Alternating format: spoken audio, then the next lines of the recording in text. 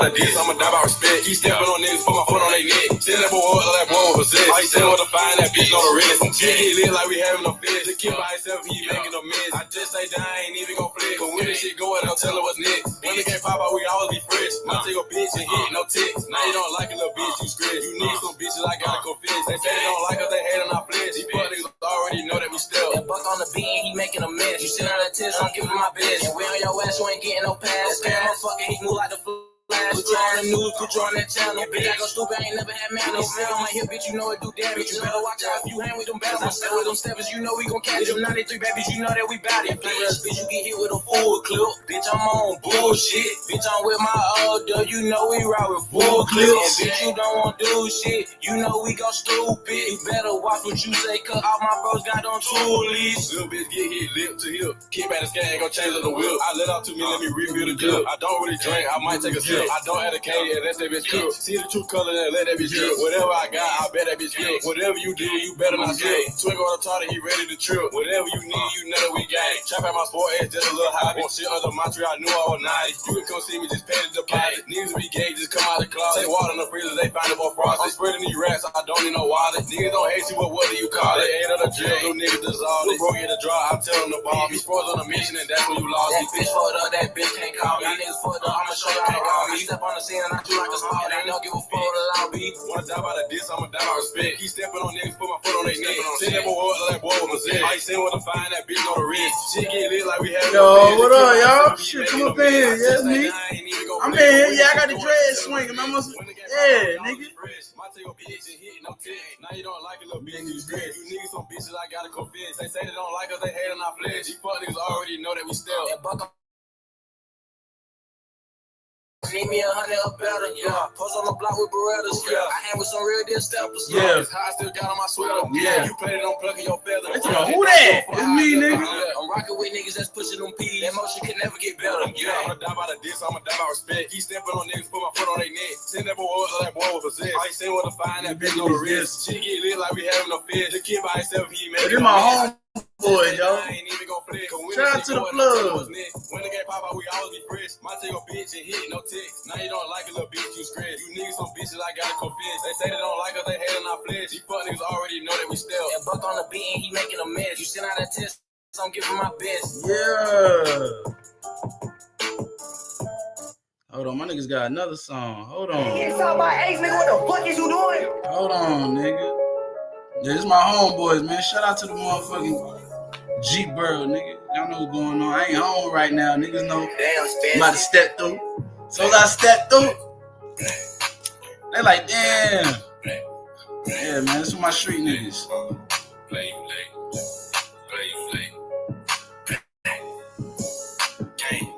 you late, man. Life in the cut, he gon' let where you stay. You better not forget, he gon' post with the Drake. We all on go, y'all niggas afraid. Sam in the cut, he dropping no rate. Let my bros out screen GBDK. You playing both sides, y'all niggas ain't safe. That bitch can't too cut till give me my space. My bro on go, he done hit out a face. Big Mama Body Salute. Yeah, these my homeboys. I'm putting them on. I told them I'm gonna give them a shout out. I'm getting everybody from my city to shout out. I'm gonna put everybody from my city on. Fuck it. It ain't my city, but shit. This is where niggas know me from. He started the strain. Don't care where we at, he can go up in flames. Pray for my bro, he up in Ukraine. A nigga from the church trying to run us some change. My city, you killing it, you got a name. Give you some money, they say. That nigga dropped the video and everything. I'm gonna drop his channel and shit. I got some homies that bear different names, but at the end, it's all the same. If it ain't mine, give a fuck what you claim. Pull up beside all he sees is a flame. He said for school, so he hot in the street. He don't wanna scrap shit to get it at a beat. It don't really matter, he'll come eat his heat. He should've racked out, he like to use feed. You play with my games, gonna cost you a fee. You better have a bad, this smoke ain't free. Keep a bitch close, these hoes like to sneeze. You know you did wrong for covering that free. When the odds thought how we gon' go on a spree. You step in this field, better lace in your cleave. If I catch it out bad, but I start cover, please. You better not get mad when your bitch on her knees.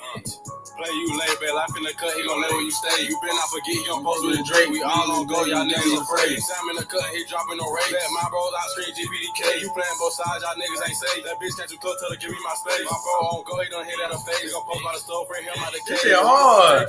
Man, I could've been in the music video. No, they did the whole music video. I could've been in the music video. But I stay in my lane. He stepping on niggas, this shit ain't no game. I bought so hard for my jersey in the frame. I had to realize niggas do shit for fame. So spill some tea, you gon' end up a stain. Said it said shot, but don't got no aim. I pass all these hoes, that bitch in my name. Don't strike my bitch, I'ma pop out like Kane. Don't try to play crazy like you don't know my name, bitch. Play you lay back, I finna cut, he gon' lay where you stay. You been, I forget, he gon' post with the J. We all on go, y'all niggas afraid. Sam in the cut, he dropping no rate. Let my bros out street, JPDK. You playing both sides, y'all niggas ain't safe. That bitch catch you close, tell her give me my space. My bro on go, he done hit out of face. Gon' pop out the stove, bring him out the Man, these my Carolina niggas. These my Carolina niggas. Anywhere, anytime, any day. With some air stuff on the hill, no stuff on not trade. On the way to the top, this shit ain't no race. Mama said, where you from? I'm from New York. But you know, I be in the Carolinas and shit. You know, I get love in the Carolinas and shit. I get that, you know, Southern hospitality. Yeah, I'm show my niggas some love. Like, yo, show my niggas some love.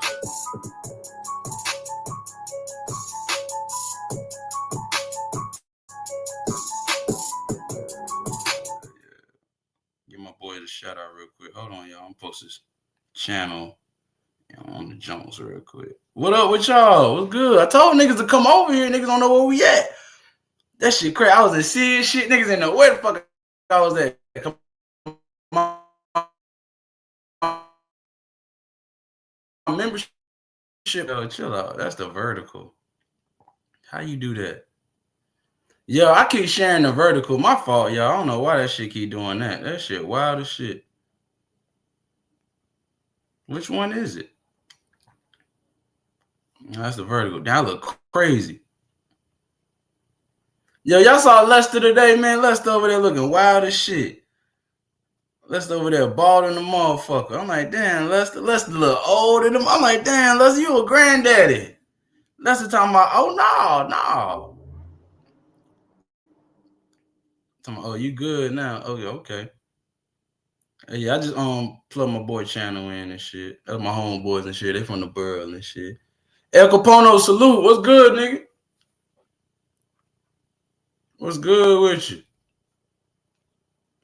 Yeah, what's up with y'all? Shit, we gonna get into some content. Yo, last night was a fucking banger. I don't give a fuck. Nobody say. We learned about some shit.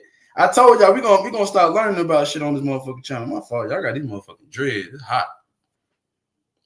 Yeah. Everybody talking about it's cold. It's cold. Like, bitch, I'm hot than a motherfucker. I got these goddamn dreads. They talking about no. Yeah, we learned about that. Hold up. Learned about goddamn JJ crazy ass. I don't want to say her motherfucking name. The YouTube might start fucking up and shit. Gonna say, nigga, you know you can't say her name. I'm like, damn, I can't say her name? Shit. Hell yeah, I'm on here rocking out. Yeah, let's see what's going on. Yo, y'all seen that short I put out? I put a little short out and shit. I told you I can still put shit out, but I just can't go live. That shit's stupid. Hating ass niggas, bro. Shit. Shout out to Sis. I was over there and shit. Nigga said, Mafia, you in the vertical. I'm like, man, I see that. I'm like, yo, ain't nobody over there. Everybody in the motherfucking main chat having fun and shit. I feel like I was in school and shit. Swear to God. I feel like I was in ISS and shit. You know how the ISS room, it might have a window and shit. You could look outside. I could see everybody outside playing and shit.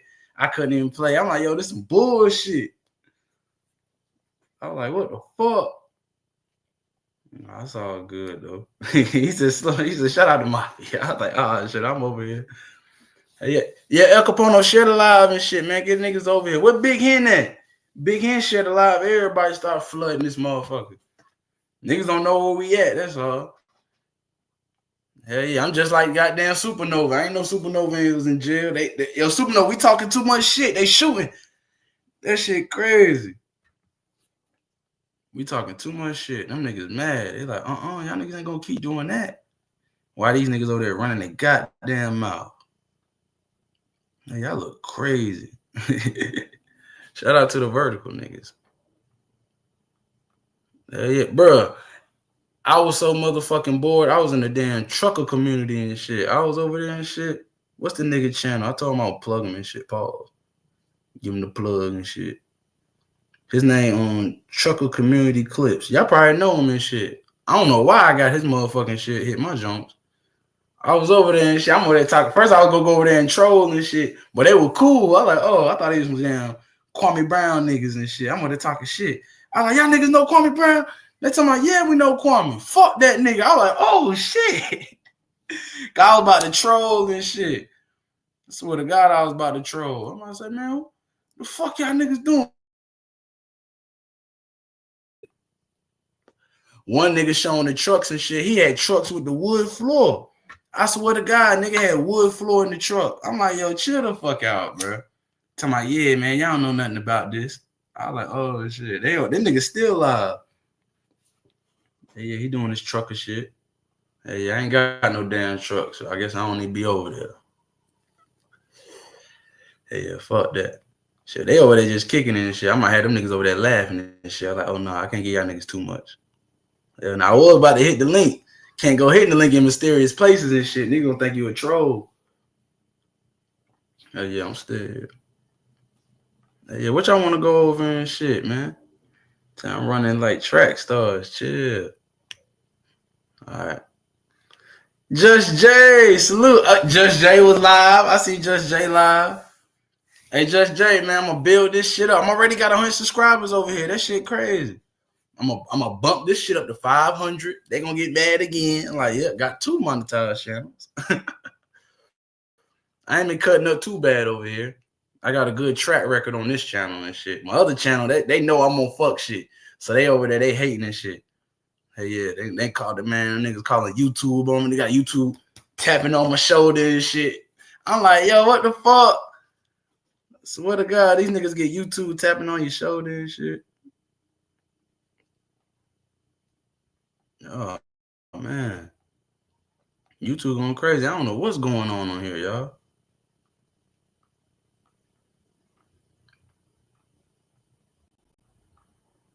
Now give me 1 second. I'm trying to see what's going on. Somebody hit the fucking link.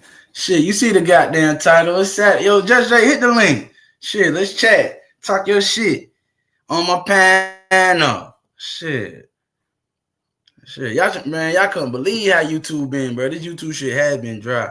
I ain't gonna cap. I was watching goddamn wrestling and shit earlier. I was watching some Spanish shit. I was watching the goddamn AAA wrestling and shit, which I know about AAA. Yeah, and I ain't talking about the goddamn roadside services neither. I'm talking about the wrestling.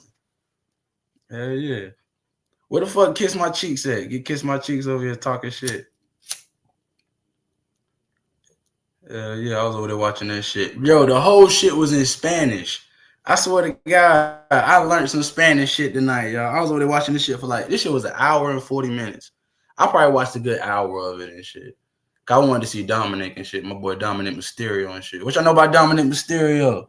Hold on. Let's shut him down. Hey, what y'all know about Dominic Mysterio? Hey, I was watching that shit. All that shit was in Spanish. I swear to God. I kind of like it that way. I'm like, man, the niggas in the chat talking shit. Yo, that chat was going too. I swear to God, wrestling had a chat. Yo, that WWE chat was going. It was like 37,000 in the chat. That motherfucker. I'm like, yo, what the fuck? That shit was moving. Everybody spamming that shit though. And this motherfuckers talking shit. Yeah, they talking about, man, you need some English commentators over here. I'm like, nigga, fuck that. That shit feel like a boxing match. I'm like, nigga, I like this shit. Keep this shit authentic. Hell no, I don't need no English niggas. I don't need no gringos over there. That's what they call them niggas. They call them white people gringos and shit. Yeah. Shout out to the Spanish niggas. Oh, well, let me chill. Shit, shout out to my Spanish people, though. Shit, real shit. And the senior readers. And shit, happy birthday to goddamn Selena. It's Selena's birthday and shit. Y'all, Selena done stepped out. Yo, look at Selena stepped out and shit. Yo, Selena over here stunting too now. Hold on, Selena stunting too. Yo, Selena went and got her. I see you, Selena. Selena got her man, y'all. She told y'all stop playing. Damn, Garrett, you fucked up twice. You like that? Damn, Selena, like, come on, man. Oh man.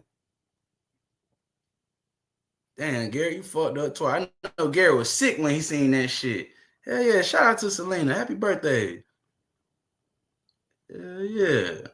You see, she look at you see she do the turn back and shit. You know what that means? You're like, nigga.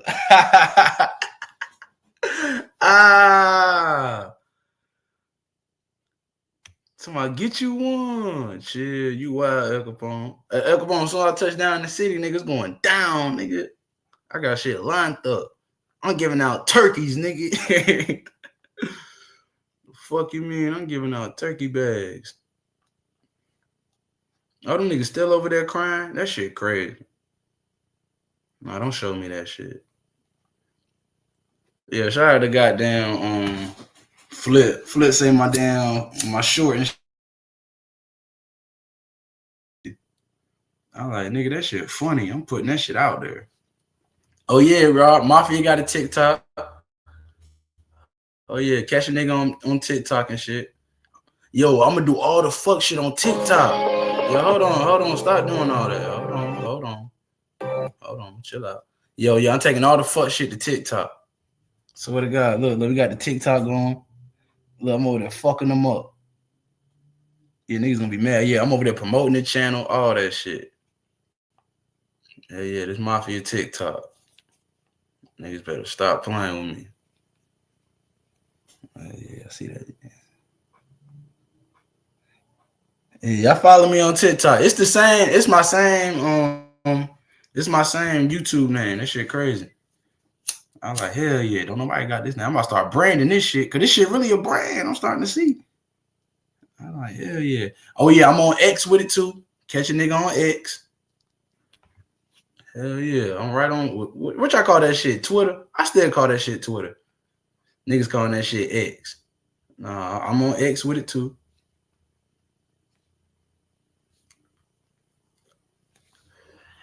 Hell yeah, catch a nigga on X. King Mafia everywhere. Hold on, I got the mirror effect going on right now. Oh, I can't even fix it. I'm on a laptop, man, motherfucker. Hell yeah. It's the same name up there as well. Nah, my shit over there, Over Your Ant. Over Your Ant 6. Yeah, I gotta catch me over there. I'll be different places. Yo, Judge J, hit the fucking link, cuz. Hell yeah. Shit, I'm about to roll up another blunt. I'm trying to chill with y'all. See, I went live trying to chill with y'all. Niggas ain't even trying to come over and come chill. See that shit? That shit wild. I might hop on the game on y'all niggas. Yo, what the fuck we were watching? Yo, we learned about Max B last night.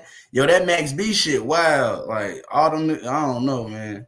Something going on up there. Them niggas that got money and shit, y'all talk funny. Like, I don't give a fuck. Nigga knew he was talking funny, talking about pause. Like, nah, nigga. Fuck you saying that shit for? Nigga, yeah, it was some wild shit going on. Who we gonna learn about tonight? I did say we're gonna learn about Oskino. He got so many fucking interviews. I don't know what's his origin story and shit. Cause he do this shit to get money. Yeah, so I try to get Oskino over here and shit. He gonna try to ask for a check. I'm gonna look at that nigga. I'm gonna say, nigga, what? My nigga, you got more money than me, nigga. Shit, help me build my channel, nigga. He gonna say, nigga, I don't do this shit for free. Shit. Yeah, we're gonna learn about Oskino.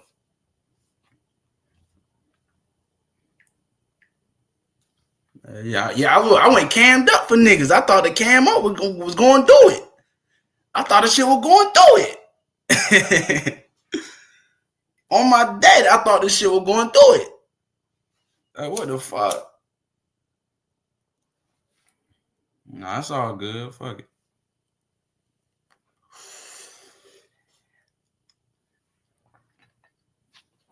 Yeah. Okay, hold on. We about to learn about Oskino.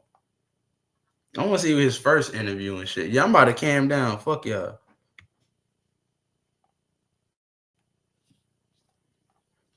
Yeah. Hey, then where Courtney Peach at? Courtney would have been proud. She like, oh, he was cammed up.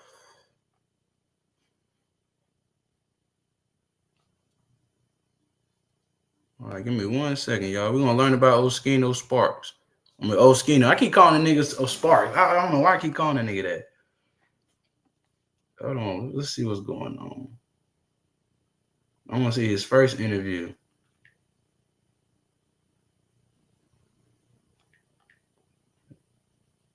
First. Hey, I'm trying to see a nigga first interview. Okay, here we go. This shit from Vlad. I think Vlad might try to do some shit. Cause I know my nigga got his own channel and shit. Mac, man, first 48 man podcast, man. You ain't watching this, you ain't watching nothing, man. Is Quiddy turning into a battle rapper now? I mean, it will make sense. All right, we're gonna watch this right I here. think too good to be a battle rapper. Shout out to Battle goddamn. rappers still got that. They still got that stigma. His lines, his bars were just used in the battle. But you still get that stigma. I think Vlad kind of cleans it up a little bit though. All right, we're gonna do it from Vlad. Hey Vlad, shout out to motherfucking Vlad. Fuck you, Kwame. Shout out to Vlad TV. Shit, he ain't do nothing to me. Shit, we're gonna go over your interview, big bro. I'm gonna put this shit on 1.5 though. TV. Finally on Vlad TV. I mean, y'all popping, man. Hey, it's crazy because I've been on the Breakfast Club, Text Tone, Drink Champs. This like the final stop. Like, I mean, like the final stop. TV. I mean, so yeah, I come the final boss, the final boss level right here. Yeah. I mean, for sure. Well, this is your first time here. I want to start at the very beginning. Okay. Born and raised in North Philly. Yes. Now, your parents kind of had a very unique situation. Oh, so he a Philly nigga. Well, so your dad was 20 years older than your mom. Yeah. Damn. Yeah. Okay. How old was your dad and your mom when they had you? Well, my mom was 20 and my dad was like 40. Okay. Something like that, you know what I mean? So, I mean, a big difference. Like, so my sister and my mom is like the same age. Right. From your dad's side. Yeah. Okay. And your dad had how many kids? Well, I just found the brother actually when I took the DNA ancestry thing and found another brother. So like about 14, I guess. Damn. 14 kids. Yeah, I'm like number 11. Have you met all of them? Yeah, I know all. No, I don't know all of them. It's 2 I've never met, but okay, the rest I know all the rest. Yeah. Okay, so your dad started dating your mom, and your mom's family had an issue with it. Yeah, I just found all this out when I was like maybe 5 years ago. I never knew till like 5 years ago, but they had an issue with it. I mean, then they say he got hooked on drugs, whatever. But so when they had me, it was like a reminder, like what they told her not to do. You know what I mean? But I never knew that growing up. I just didn't know why they ain't messing with me like that. I just didn't know. You know what I mean? Okay, so your mom and dad are growing up with you, and like you just mentioned, your mom started getting hooked on drugs from your dad. Do you know what drug it was? It was crack. It was crack. In the 80s. Damn. Right, because right around that time, that's the crack era. That's the real crack. That's not the crack they be selling now. That's the crack that when you smoke it, you're selling everything, you're stealing everything. You're not, I mean, because now people can like, they can smoke crack and still go to work and things like that. Back then, but you smoke crack, it's over. Like, that's all you do, period. You know what I mean? I mean, how old were you when you realized that your parents are doing drugs? Like about 6 or 7. Yeah, because I went to the foster home when I was 9. So by the time I went to the foster home, I've been already knew for a couple of years. You know what I mean? So, I mean, it was like, I didn't know really what it was. I just knew that it was bad. Like, they were selling all this stuff. I had no money, no food, stuff like that. So, I mean, I knew, plus, people talked about crack. I didn't know exactly what it was, but I knew it was like a drug and that it was bad. And I knew how it smelled. You know what I mean? So, from the rip, 6 years old is when it first started, like, ruining people out, ruining my life. You know what I mean?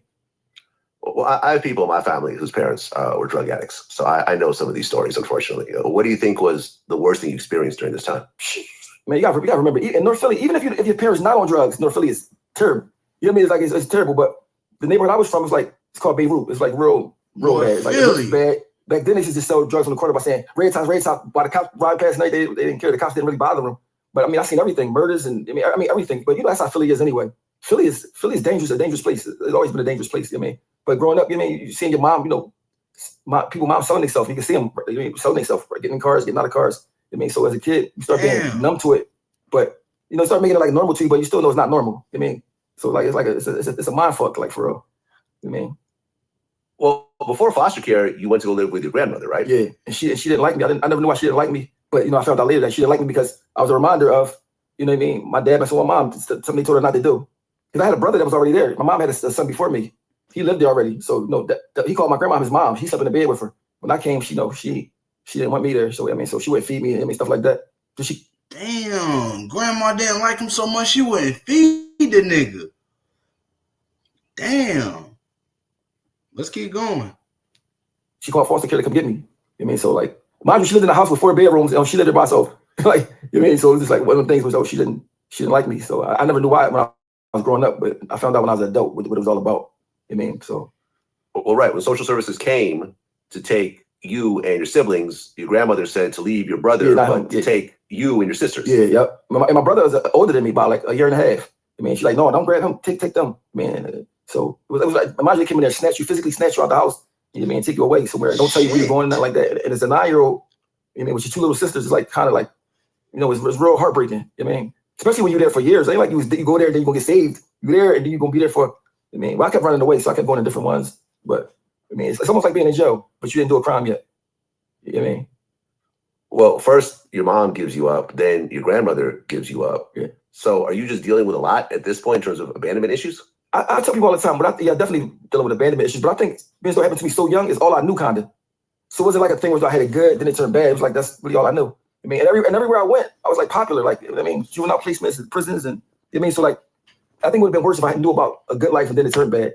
I mean, because being so was bad, like I mean, that's all I knew. It wasn't really. I think it don't affect me as bad as what if I had a good life and then it turned bad. You know, at 9 years old, 8 years old, 7 years old, you just learning about what life is. You know what I mean? So if it's bad already, you know, that's all you know. You know what I mean? Imagine I that shit. interviewed a number of people that have been through the foster care system. Some of them said it was actually pretty cool. They had good foster parents. Other ones said that it was a horror show where they had to go to like 20 different foster homes and so forth. I went to everything in 3. between. Oh yeah, I went to 3. Okay, what was your overall experience? Was it okay or was it bad? Well, let me give you a story. So the first foster home I went was with my 2 sisters. I ran away. One of my sisters didn't. Was this girl there? She had like what's that vitiligo, that pink stuff on your face, and she was deaf. So they would leave. She was like 16. They would leave her in charge. I was like 9 years old still, and she used to come in the room. It was a boys' room and a girls' room. She'd come in the boys' room and grab my friend Jose and molest him. Right? What the Take him fuck? out the room because she was big. He was like 9. He was like the same age as me. Take him, do whatever. And that's why I act like I'm asleep. And I was so scared of her. Right? What the fuck? Yo, y'all hear this shit? Yo, Oskino, you got a biz story. What the fuck? Yo, y'all hear that nigga? I know I didn't hear what the fuck I just heard. He said the girl had vitiligo and she was blind. Like, hold on, what? Then they said they would leave. She was like 16. They would leave her in charge. I was like, the first foster home I went was with my 2 sisters. I ran away. One of my sisters didn't want to go, so I left both of them there. I said, y'all got to stay together. And the second one I went to, it was this girl there. She had like what's that vitiligo, that pink stuff on your face, and she was deaf. So they would leave. She was like 16. They would leave her in charge. I was like 9 years old still, and she used to come in the room. It was a boys' room and a girls' room. She'd come in the boys' room and grab my friend Jose and molest him. Right? Yeah, take him out the room because she was big. He was like, nah. Y'all hear that shit? So a 16-year-old deaf girl molesting 9-year-olds. Yo, this shit sound like a biz story. Let's Oskino, keep talking. He's like the same age as me. Take him, do whatever. And that's why I act like I'm asleep. And I was so scared of her, right? Then they used to make us do yard work. So one day we in the yard doing work, and she came back. She like punched my butt, and I turned. You know what's the things called? You do like the shares, like you. Brutus the Barber Beefcake used to, on wrestling used to have him. Remember? Anyway, I turned around like poked her with him. Not nothing hard to make her bleed or nothing, but she started screaming, he tried to kill me and this, that, and the third. And she told the people on me, and you know, I was young. I didn't ask me what happened. I wouldn't say nothing because I was scared. I mean, I didn't say nothing. So they took me to another foster home that was like jail, locked in, because they looked at like I was like a bad person. They didn't know what she was doing. I mean, and I didn't say nothing because I was a kid. I was like, so the last foster home I was in was kind of rough. It was like bars, like I mean, it's like jail basically, but it's just a foster home. I mean, they take you to school on a van and sit in the classroom with you. They actually sit in the classroom with you. I mean, so like. I mean, it was like, it wasn't good for a kid. Plus, when you're in a foster home, you're not getting no love, not getting no attention. There's a lot of kids, I mean, don't care about you. It's just not good to grow up in a place like that. Period. Even if it's you're not getting like no physical or sexual abuse, it's still bad because you by yourself. This is the absolute best. Y'all, this shit crazy, y'all. Your phone clips right into it. Yeah, that commercial came right on time. I mean, fend for yourself. Well, as you're going through this, at one point, you end up doing your first robbery. Well, first I broke in the newsstand. So I ran away from the third foster home. I broke in the newsstand. I got caught breaking in the newsstand. And when you do a crime, no matter how small it is, and you went from foster care, you got to go to a placement. They know you don't have nowhere to live at, so you automatically go to a placement. So I started going to placements right then and there. So I ended up doing like 5 years before I was like 16. I was like, different places. Then I went to adult prison when I was 16. So it was like that was just the placement. I mean, it was like it's basically getting graduating in the system from foster care to juvenile placements to adult prison. Pipeline. Damn, okay, he was in the Johnny. You end up robbing a newsstand at how old? Well, I was trying to break in it. I was 9 or 10 because I just ran from the foster home. I was trying to get some candy out. Newsstand stands had the candy in it, and I didn't even get in it. They caught me trying to break in it, and then I went to a place I think it was the St. Michael's for that. Then I started doing robberies after that. Because when I started going to juvenile placement with the bad kids, they started telling me about how to really be bad. So plus my neighborhood my brother was doing all the same stuff. Like my whole neighborhood was doing robberies and shootings, and so that's all I really know. Damn, it was like kind of normal. To be honest with you, at a young age, you don't really don't know that this is so wrong because that's all you really know. It's everybody's doing it. And you gotta remember, this before internet, this before phones. If you don't know where somebody at, you can't find them. If you don't know where your mom at, you can't find her. So you really basically out on the streets on your own. It was rough. Well, one of your first robberies, you used a cap gun. Yeah, it was by mistake. I had a cap gun. My grandma locked me out of the house, So I was crying sitting on the steps like she like wouldn't let me in. And I had this cap gun in my hand. I was walking down the street and some older man saw me with the cap gun and thought it was real. I was like, wait, son, wait, don't do nothing. Don't. So he had 2 bags of groceries in his hand. And I remember running through the groceries and I took his ring. And I ended up selling the ring like $400 or something. And after that, I was hooked on robberies. Like, I was like, yo, I could. It's so crazy how $400 made my whole world seem different. I mean, like I felt like everything's okay now. Just $400, I felt like everything was okay. That's how you're in poverty for real. You know what I mean? So. How many total robberies do you think you did in terms of actual armed robberies? Probably 40. 40? Yeah, probably 50, 40, yeah. Wow. I mean, robberies was my thing. It was like, you know how some people go to work? What I would do, I used to do robberies and then I spend the money because I know I'm going to do another one. It wasn't like I was told real. I mean, that was my job, like, for a while. Oh, shit. And I never got caught. And I never got caught for nothing. But they ended up locking me up for somebody told on me, you know what I mean? Somebody told on. Everybody talking about people come on flat. No, that's my statute of limitations is over. So, plus I beat them. But I started doing robberies when I was about young. I stopped doing robberies at 17. Okay, well, robberies don't always go as planned. Yeah, but when you broke, you don't care about none of that. You know what I mean? Let me tell you how crazy I was with doing robberies. It was like my job. I had somebody pregnant before, right? They said they needed an abortion. I said, well, how much is it? They said $400. I went right around the corner, robbed the store, and got the $400. Like that was like my job. Like I mean, it was like that's by myself. I used to just do it. I mean, so like that was how I got money for a while. Damn. You know, like, that was basically how I got money. It was fast. You ain't got to be standing on the corner. You know what I mean? So like that's what I used to do. But then I got locked up for it at 16. They charged me as a stop doing that. You know what I mean? So that's what ended my robbery career. You know what I mean? All right, because you talked about you actually robbing an old man, but you started robbing sneaker stores. Sneaker stores, markets, It's highly favored. Salute. Whatever I seen that looked like it was sweet. Yeah, we're going over there damn Oskino and Sparks. So crazy. I think back on the time, I'm like, I keep calling this nigga Sparks. We keep going over this Oskino on this Oskino interview. He a rapper. He from State Property and shit. He going over his story, he telling his life story and shit. I don't know too much about him. He got so many interviews and shit. So we just took it to Vlad. Yeah, we getting to know the nigga. Pause. I could have did so much stuff not knowing my worth. I mean, because the store, some robbers you might get $100. I ain't gonna cap. This a real nigga. He ain't saying no such shit. I hadn't had to say pause not one time. That's how you know this a real street cat. Real niggas know real niggas. I ain't had to say pause not one time tonight. Let's keep going. But if you get caught, you're gonna do 10, 20 years. You know what I mean? But you're not even thinking like that. You're just so lost that you don't even understand your worth. You know what I mean? Okay, so in terms of how much you were getting back then, the minimum was what, $100? Yeah, minimum probably about $100. And what was the most you ever got? Well, as far as just a gun robbery in the store, probably like $5,000. Like nothing super crazy. But I did end up getting a ring one time. I got a ring one time and it ended up being worth like $15,000. You know what I mean? Probably more than that. They told me it was worth $15,000, so it probably was worth way more than that. You know what I mean? So 16 years old, you finally go to adult prison. Yeah. And I mean, how is that even legal for a 16-year-old to be around a bunch of adults? Well, what happens? This what happened, but this is how they did it back then. They take you to this place called Youth Study Center. And it's 125 kids. Whoever's the oldest out of 125 kids, when somebody new come, they go to the house correction, adult prison. So I was 16. I was older than 125 kids that were certified as adults. They sent me to the house of correction in 1995, and they keep you on a block separated from the adults. Right? Mind you, my sister worked there. My dad's daughter worked there. So they keep you separated from the adults. They tried to anyway, but I ended up getting stabbed by an adult in my stomach. Damn. So I could have sued the jail. They said they gave me an option. They said you can either sue the jail or you can get your GED, because they wasn't letting juveniles take their GED back then. And I said, man, I said, can I take my GED and let me get out myself? More than we was doing 23 hours a day locked in. So I said, can I come out my cell more than 1 hour a day? So I worked out a deal where I can come out my cell at night and clean the block and take my GED. Not knowing I could have sued for money. You know what I mean? But I said, man, I just want to get out this. You know, when you're 16, you got energy. You want to be out that cell as much as you possible. So I ended up taking my GED, got the second highest score on the whole state. Nigga say he got stabbed in the stomach. Fuck no, I'm suing the prison. That took it. You know what I mean? So I made a plan. When I got out of prison, I was going to try to change my life. Oh, I got commercial. Oh.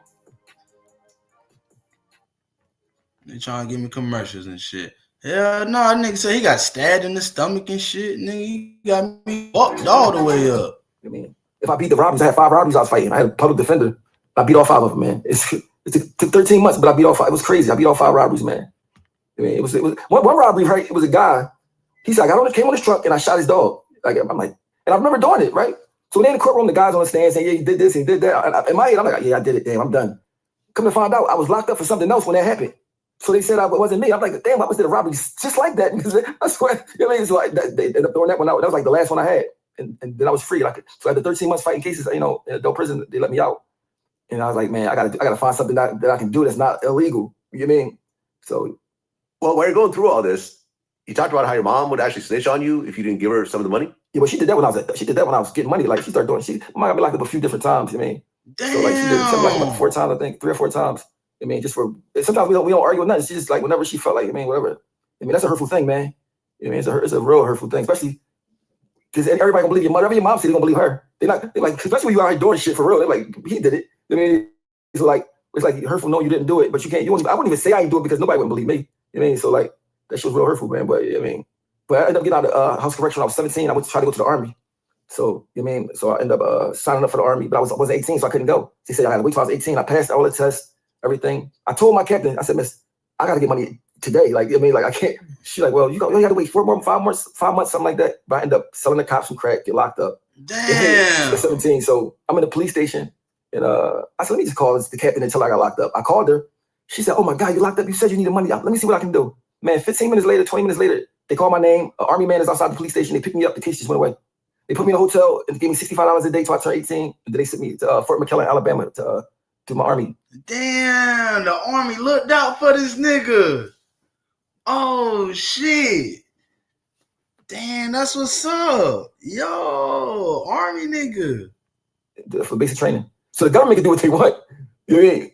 The case just went away. Like, just never had it. It just disappeared. Like, I mean, I said, damn. I mean, so, but if I never called her, who knows? I mean, but I called her. Like, I just called her and it worked. I mean, so. All right. So then you signed up to the army for 9 years. Yes, that's the longest they would let me sign up because of my age. I mean, I never wanted to leave. I mean, that's the first place I seen lobster tail. I seen it was something called cream chip beef. I never seen none of that kind of stuff before. Like, I'm like, damn. Never leaving this. Like, so I was just there forever. I mean, but I ended up coming home and getting shot 9 times. Damn. Right. So you come home from basic training. Yeah. So you were. Damn, hold on. Niggas got shot and shit. Niggas be hating. In the army for like how long? Like well, the basic training. So what they done? You do basic training. You graduate. You come home and like for 10 days, they ship you off to where you're gonna be at. So within the 10 days, when you go about to get shipped off, get shot up. I mean, this is 1997. Yeah. So this was during a dice game. Yeah, right. Damn, I'm 1 year old at the time, y'all. Damn, they shot Oskino 9 times. He got a 50 Cent story. Holy shit. The dice game. Plus, I was into a lot of stuff. So like, even though you change, people don't see you as changed. I mean, so it's the same thing. So like, I got shot up. After that, I was like, man, I just felt like God just didn't mess with me, man. I just felt like I can't. I'm trying everything to try to get it right, and it just wasn't working. And it's like, I really was ready to give up.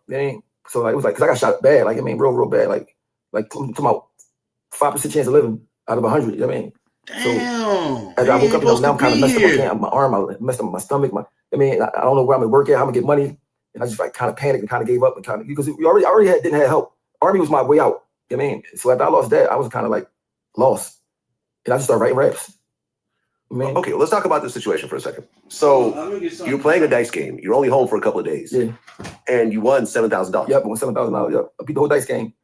But so I thought it was a robbery, but it wasn't a robbery. I found out later what it was. I can't really say what it was, but I thought it was a robbery, but it wasn't. Somebody lied and said I did something that I didn't do. So when I seen the guy, I didn't know him. So I walked right to him. Like, right about to go in the store, he just started shooting me from the rip. I tried to take the gun, whatever.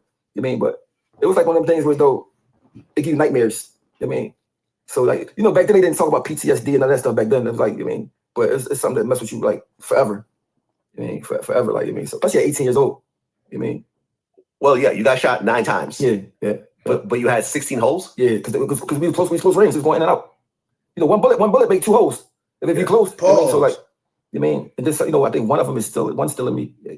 But I just put it this way: when I was on the ground, I just knew I was gonna die. I didn't think I was surviving at all. It wasn't one of those things where you feel like I hope I don't die. It was one of them things like, damn, I'm about to die. Like this, damn. I felt like real sorry that I didn't become nothing. I was like, damn, I didn't get to become nothing. I just remember feeling real sad about not becoming nothing. But I never thought I was gonna live because I looked down, like I see the holes in me. I had on all white, and I said, damn, I'm about to die. I'm 18. I didn't get to do nothing yet. Like, and it just felt real dreadful and real sad. But I wasn't scared though for some reason. I just kind of accepted it. You know what it felt like? It's like say you drive on the highway for like 2 days and you start getting sleepy. You're trying to fight it, but you can't. That's how you feel, like real sleepy, like you just want to go to sleep. Like you just want to go to sleep. It's like you go to sleep, everything gonna be cool. Like just go to sleep. But I had this guy there kept smacking me. And I'm like, yo, stop smacking me. Because I was conscious for like most of the whole time. And then the ambulance never came. They put me in the paddy wagon. You mean? So like I said, you know, I knew it was bad when I seen the lady cop come up and she was crying. I mean, I said, oh my God, yeah, I'm about to die, man. Damn. $200. Guess I'll just rot until payday. Oh, got commercials and shit, y'all. Letitia, salute. Yeah, we ain't here watching this interview. We going over a rapper, Oskino. He from downstate property. He telling his life story and shit. I ain't know too much about him and shit, so we getting to know him and shit. These the question they should have asked Max B yesterday, besides all that damn hee-hee-ha-ha and shit. Hey, yeah, salute. So you just won $7,000. You walked off, and a guy that you don't know walked up to you and shot you up 9 times. Yeah, I found out later on in prison what it was about. I thought it was about robbing me for the money, but it wasn't about that. You know what I mean? So like I just thought it was a robbery the whole time. You know what I mean? And the crazy part, like that kind of stuff was normal because somebody got shot the same place I got shot the next day and the next day and at the next corner of the street. Like it was the projects in West Philly back then. It was real treacherous. So like getting shot up, I mean, that was like a regular thing. So it wasn't even like a big deal. It wasn't in the newspaper, none of that. It was just like, I mean, another person got shot. It wasn't, I mean, so it wasn't a big deal. That kind of made me sad too, because to me it was a big deal. But when I seen that it didn't matter, like, I mean, it's like, damn, this don't even matter. Like, I mean, damn. So, well, if it wasn't a robbery, was it a retaliation or something you had done earlier? Put it this way, somebody lied about me doing something to them. Like, let's say, for instance, you grind for somebody and they tell you, like, well, he overrobbed me for the money that I had for you. You know, something like that. I mean, and I was known for doing stuff like that. So, it was something like that. It's just street stuff. I mean, but my thing is this: once you become part of the streets, you gotta take everything that come with it. You know, because I didn't do stuff like, as a young person, and like, so like you gotta take the good with the bad. Like, so I never felt like I was just mad that it happened to me because I can't go make money. But I understood the rules of it. And what was going on, even though I was young. Plus, everybody was dying. You know, Philly is a murder town. Like, murder is a murder town, man. Like, especially Philly. Now. But it always been like that. You know what I mean? So like, it was not a big deal. You get shot. You know, ain't nobody really feeling sorry for you. Ain't nobody like making it a big deal. Like, it's just like another person shot. Like, so you gotta get on with it. Well, but you're still technically in the Army, and you're the victim in a situation like this. Why can't you just go back to the Army once you heal up? You know, it's so crazy. I was shot up too bad to just heal up. Like, I was too damaged for the Army. The Army got high standards as far as health wise. You can't even have flat feet. You can't. My elbow got shot off. Like, I was like, so I couldn't go back to the Army. Plus, I didn't even know. Once I got shot up, my mind went straight to the street stuff. The Army stuff was going to finish for me. So if like I said, that just pulled me back down to where I was and started trying to leave from. You know what I mean? So okay. So here you are recovering from getting shot 9 times, and as you're recovering, you get charged with a murder. Yeah. What? Yeah, but I was only in jail for a little while for that because the judge saw that I was in the Army and there wasn't really no evidence against me, and I was in the wheelchair. He just like kind of like threw it out. You know what I mean? So, but I was in jail for like maybe a month. But being in jail when you like in a wheelchair is terrible. You know what I mean? So I went from the Army. You know, in the Army, you're in shape. You running 5 miles in the morning. You eating good. You in your mind right, to prison in the wheelchair. Like for 18-year-olds, like it's a mind fuck. Like it's like you gotta have a strong mental. You know what I mean? And I never smoked weed or none of that before. So like I just was like dealing with it like sober. You know what I mean? And it was some days I wanted to quit, but I always tell people quit and do what?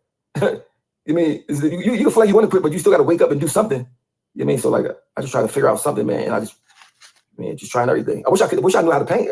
I didn't know I knew how to paint. I'd have been painting. You know what I mean? So, but one thing about me though, some people only talk to God when they're in trouble. I used to talk to God all the time, like all the time. Like that's why I used to talk to like about but it was good, but I was doing good or doing bad. So I don't know if he heard me sometimes or something. I don't know, because my luck was just so crazy. I heard Mike Tyson say something that was real strong to me one day. He said, "When the God favor you, the devil favor you too." So like you have real good stuff happen to you, but you have some terrible stuff happen to you as well. So my stuff never in between. It's like always super good, super bad. Like so he ain't lying. Man. All right, so you end up beating that murder case. Mm-hmm. You're still healing up from the shooting, and you had a daughter around this time. Yeah, my daughter. When I got shot, my daughter was 6 months old. So she was like she's a little baby. She's 27 now. Nurse. You know, she told me today. She said, "Don't go in there acting." That's what she told me today. She said, "Don't go in there acting up." So by her, I'm not acting up. I'm being a good dad. See, so yeah, I had my daughter. So that was my motivation to try to become something. That was every time I seen her, I was like, I don't want her to be like, at least have a dad that has something. Because my dad, I don't have that. So she's my motivation. For real, like she's my motivation. Even though I didn't want her at first, I gave her all the money to get rid of her. The mom ain't get rid of her. But when she was born, I fell in love with her. Oh, so the abortion money that you went for? So listen, she said, "Dad, you didn't want me anyway." I said, "Listen, I didn't. It's not that I didn't want you. I didn't know who you was gonna be. I didn't want nobody. I was 17. I didn't want nobody. I was scared. So I'm like, I don't even know how to take care of myself. I'm gonna take care of you. But I did a good job. I did my best anyway. So yeah. Okay. It was her. That's kind of a funny story right there. You know, in a dark kind of funny, but Yeah. X Insurance really just getting commercials and shit. Damn, nigga wanted to abort a daughter. Now you're actually taking rap seriously, and the jail guys are rapping, but not really in the streets. Yeah, not really in the streets. I'm talking about nobody really in the streets even knew I rap. I mean, it was one day. It was a guy named Rick. He got a heavy spitters. He used to do the DVD stuff, whatever. He had a camera, and he was talking about this guy named Spud, my friend who rapped. And I was like, I'm better than him. Like, I was known for doing robbery, so they like, you don't rap, man. I started rapping. Like, oh, you can really rap, like. And I guess hearing people give you a compliment about something that you're doing, especially at a time when you're going through a lot, it made me like, oh, I like this, and I started like taking it super serious to the point like I'm talking about that's all I did. I mean, like all I did, like I mean, and it worked. But I wouldn't even tell nobody like I wouldn't even tell a girl I rap back then. You know, now everybody want to be a rapper. Back then, you told a girl you rap, she look at you like it was crazy, especially in Philly. You rap, bro. You can't get it. I mean, so like I was embarrassed to tell a girl I rap. I mean, or anybody like that because it wasn't a cool thing to be doing. I don't know where I came up with that idea because it was like a 1 in a million chance for it to work. Like, okay, so at this time, did you know any of the state property guys? No, I ain't know none of them. I ended up knowing Sparks like later on, like maybe a couple years later, like maybe a year later. I mean, but I ain't no, I didn't know state property guys. You know, guys in state property, we only had a few rappers. We had like, you know, Major Figures was out at the time. Gilly was out. Gilly. There was only a few rappers, and none of the people in state property wasn't one of them. I mean, so I didn't know them guys at all. So I was just trying to get on. I mean, so. But in my mind, it was gonna work. I guess I willed it to happen, like spoken into existence. I said I was gonna get signed by Jay-Z. That's what I used to tell my friends. That's what I used to say. They're like, "Oh, man, get out of here, man." Ain't. But I mean, so like, I guess when you don't got no hope, you make hope in your head. You mean? Well, at one point, you drove 6 hours to go meet Jay-Z to Boston. Yep, in Boston, right? Boston, yep. And this is just what? Just you by yourself? No, it was me and my manager at the time. Okay. When we get there, he walking out the back door, right? Christian come out the back door. I'm right between while he walking to the van, so maybe like 40 seconds. He get in the car and pull off. So I drove all the way to Boston just for 40 seconds. Pause. I mean, that's how hungry I was. I mean, so like, and I was happy, and I didn't feel like it was a waste. I feel like, yes, I rap it. Even though nothing happened, like, when I asked him later on, when I started knowing him, did he remember? He said, no, I ain't remember.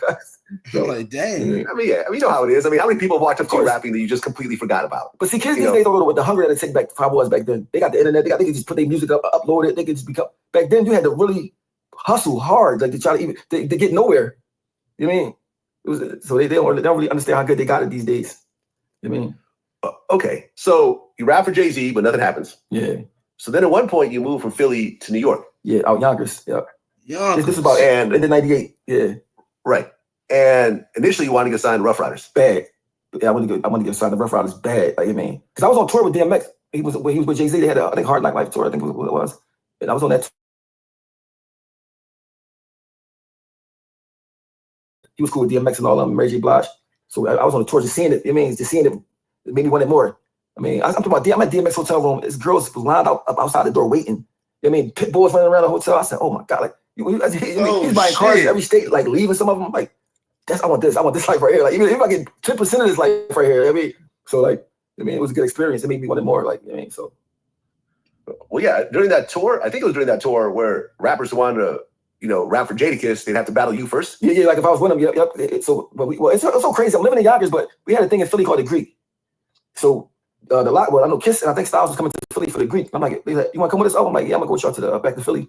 Go to Philly, we in a hotel on I think 11th and Vine, and somebody trying to rap for Kiss, but I'm bad on the person. And these two guys just walk up to me like, yo, who are you? Like, I mean, I said, we know Jay-Z. He looking for somebody, looking for people to sign. I'm like, man, whatever. I don't believe him. I'm like, man, whatever. They said, no, for real. Tomorrow we can take you up. I said, tomorrow? I really don't believe him now. But they end up, Sadiq, this ended up being true to their word. Went up there and, Jay-Z walked in there, So like you say, I got 5 minutes. Jay-Z like, I got 5 minutes, man. He can tell he didn't really want to hear it. You know what I mean? But he don't know I've been practicing. I was practicing for like 28 months straight. I was actually practicing to rap for him the whole time. Like, that's the crazy part. Damn. You know, so like, so I wasn't even nervous. It's like I felt like this was supposed to happen. You know what I mean? And I seen his face start changing. He ended up being there for like 2 hours. And he's like, yo, let me talk to you in the bathroom. You know, that was it. And then my life changed. And I guess once you do something major like that, you start feeling like you can do anything. You start feeling like there's no limits to it. I mean, mind you, right before that, I felt like I'm not sure if I'm gonna make it in this life, period, in this world. Then after that, you start getting your confidence and you start willing stuff to happen. And I really believe you can will stuff to happen, no matter what your situation is. I think if you believe it enough and you work at it, I think you can make anything happen. I don't think there's no need to have excuses for nobody. You know what I mean? Go ahead. That's real shit. Vlad. Hold on, I'm getting commercials, y'all. God damn, Vlad, like you want to watch the video? Gonna be commercials, nigga. I'm like, damn, I ain't got YouTube Premium. So I don't play YouTube games. Like 2 hours. He took you to the bathroom and said he wanted to sign. Pause. Yeah, but I said, well, yo, why Vlad say that? Yo, Vlad ain't shit. Vlad gonna go back and double back on that shit. Hold on, nigga. I caught that. You say you want to sign me? Can you just give? You rap for Jay-Z for like 2 hours. He took you to the bathroom and said he wanted to sign. Pause. Yes. Yeah, but I said, well, listen. You say you want to sign me? Can you just give me a hotel room? It's like, what? I said, listen, I don't want to go back to Philly because you gonna say I said you might say you want to sign me. I go back to Philly and get killed or something. So I want to stay in New York and get signed before at least before I go back to Philly. Like looking at me like you don't understand how treacherous Philly was and how my luck was. I said, you know what I mean? So I stayed in New York, and the next day I went to Leo Cohen office. I mean, I didn't even know who he was at the time. I mean, I didn't even know how much I was gonna get. I didn't know nothing. I just knew like I'm about to be signed because nobody was doing it, so I didn't know who to compare it to. I didn't. I mean, they could have gave me 5,000, 2,000 probably, whatever. I mean, I didn't know. I was like, man, it's better than nothing. You know what I mean? So like, it was like I never knew it was gonna be that big of a thing. Like, but mind you, there was no internet, so nobody knew. So I'm signed, but nobody knew. You know what I mean? I'm going to Philly. I'm telling people, like, whatever. Oh, you're not signed. You ain't. They didn't even believe me. So like, I mean, it was crazy. Like, it was how times changed. Because imagine now if you get signed by Jay-Z, you go to the internet, tell people like it's gonna be a big story everywhere. Back then it was like nothing. It was still regular. You know what I mean? But yeah. Well, the deal you signed was for $750,000. Yeah, it was like a deal. It was like this to make the album and all that stuff like that. But you know, right? Like they could have gave me 5,000. I'd have been happy. Right. I mean, because I just want. My nigga almost signed $1 million deal, y'all. Do y'all hear that shit? $750,000. Oh shit. He over here, yo. You can tell he humble because he just chilling like it ain't shit. He like, man, I don't give a fuck. Get in the game. People don't realize you gotta get in the game. I wasn't trying to be rich right yet. Let me just get in the game so I can start trying to make my moves, whatever. But like I was so happy, man. I couldn't believe it. It was one of them things like you hit the lottery. You know what I mean? It was like you hit the lottery. The next thing I know, I'm shooting a movie. It's like it just went crazy so fast. Like, mind you, I got shot in 97. I got signed in 99. So it was like 2 years from laying on the ground about to die to on tour in 2 years. Like, it was like one of the craziest things ever. Like, damn, that's God. Well, $750,000. It is for the whole project. It includes marketing and everything else like that. But did they cut you a check right after you got to cut a check. It was like it was a nice check. More money than I think I ever had in my life at that time. Like, I mean, plus back then, all your managers was drug dealers. I mean, that just had a bunch of money, so you didn't have to buy nothing. I mean, everything you want this card? Go ahead. You want this? Man, your life changed instantly. As soon as you sign that deal, your life changed instantly. I mean, of course, now rap money's bigger than it was back then. I mean, but still, it's bigger than anywhere I could have worked at, anything I could have been doing besides that. I mean, so like, plus it was so much. I had just turned 21. I got signed. My birthday, August 2nd. I got signed August the 21st. So I just turned 21. Well, didn't you say that Jadakiss was trying to talk you out of signing to Jay-Z? Yeah, because he wanted me to come, be with him. But he was still in that thing with Puff Daddy, trying to get out the Puff Daddy deal type thing. I mean, I wanted to be with Rough Riders bad. I used to go to Rough Riders studio every morning. I just walked in there every morning, be in the studio like I was signed to Rough Riders. When they had their little floats with the Puerto Rican Day Parade, I'm on a float with the Rough Rider. I was a fake Rough Rider, like, you know what I mean? I want to be Rough Rider, like, you know what I mean? So I was just trying, and D&Y used to see me come down there, like, I just come. For me, it was like, if this don't work, I don't know how I'm going to survive. You know what I mean? Because I just didn't want to go back to just doing the same thing I used to do before, you know what I mean? Damn, okay, so you signed a deal, and then right afterwards, you start filming the State Property movie. Yeah, right away. And is that when you met the other State Property guys? Well, you know, when I got signed, all State Property wasn't there yet. Only Beans was there. So I got signed before Freeway, before Chris and Neef. They wasn't there yet. They came a little bit after I was there. So when I got signed, because you know when we first got signed, it was 99. We started shooting a movie. Chris and Neef, they was trying to pick between Chris and Neef and I think a group called Most Wanted. And then Freeway used to hang with Beans, so that's how Freeway came along. P.D. Craig sang with me. That's how P.D. Craig came along. I mean, so like we just all be together, and then P.D. Craig ended up being. We went to Hot 97. After we did Hot 97, they said, "Yo, y'all should be together." You know what I mean, we went on tour off the Hot 97 freestyles. It's about 14 cities, and every city knew every song, but they just didn't know how we looked. There wasn't no internet. Yeah.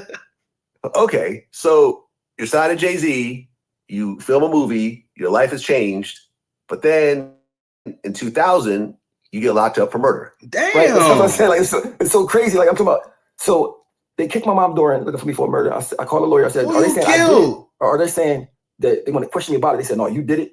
You need to get out of town or go turn yourself in. I said, I'm not turning myself in. Because I mean, so I didn't know who it was or nothing. I just ran. I went to Atlanta. Was down there for 6 months. I'm watching State Property on Saturday Night Live. I'm watching them. I mean, I said, and I'm on the run, just sitting in this house in Atlanta, just stressed out like, God, again, like, come on, I thought I made it through. They ended up finding me in Atlanta. What? And they locked me up. They flew me on a plane from Atlanta, a regular plane with regular passengers, shackled up to Philly. I mean, whole time they asked me, why did I do it? They interrogate me on the plane in front of people. So regular people sit in front of us. I'm at the window seat, and there's two cops, like two detectives, right? Like, just tell us what happened. The whole ride to Philly.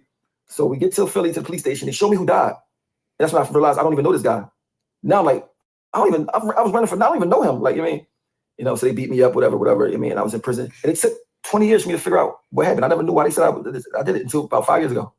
You know what I mean? So nothing's like being in prison for a murder if you didn't do it. They're trying to give you a death penalty. You know what I mean? Because they said I shot him, and they said I killed him, and I shot his cousin. So they gave me a murder, attempted murder, and all kind of stuff. You know what I mean?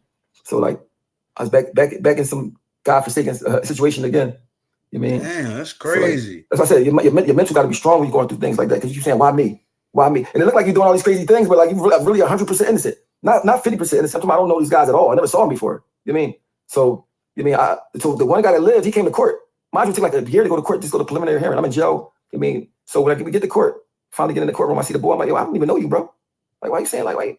And he said, he was like, he's too tall. I don't think that's him. Mind you, I've been sitting in prison. You know what I mean? So they didn't find me not guilty. They said, well, until we find more evidence, we're going to let you go. But we find any more evidence, we're going to come back and get you. So that's even to now. You know what I mean? So the guy that got shot, that seen who did it, I kept calling, trying to get in touch with him. He never would talk to me until about 5 years ago. And that's when I found out, like, what happened. I said, what? New customers get $100. Nigga sorry, said his name and shit. Oh, I got a commercial and shit. My fault. Damn, yo, this nigga's story deep. Pause. I got a commercial like a motherfucker. You know what I mean? Jimmy the Saint. Yeah. So what happened was he got caught with a brick in his crib. Hold on. He telling the story. He telling the story. So about 5 years ago. And that's when I found out, like, what happened. I said, what? My manager set me up. You know what I mean? Jimmy the Saint. Yeah. So what happened was he got caught with a brick in his crib. So mind you, got caught with a brick in his crib, and he just started getting people locked up. And mind you, I was his main young boy. I used to hustle for him. I don't know. He just like picked me. I mean, I don't know. I think it was over this girl. He like whatever, but he picked me. He went to the boy house and said, yo, I know who shot you. And the boy like, how you know who shot me? He showed him a DVD with me on it. The boy like, I don't know if that's him or not. Like I'm telling you, he did it. He confessed to him that I did it. Then he brought the cops to his house. Brought the cops to his house, and the cops took his statement, whatever. I mean, so that way Jimmy the Saint never had to get on the stand because he got the boy to say it. I mean, so the guy, he lived upstairs from me. So he must have heard their situation and just threw me under the bus.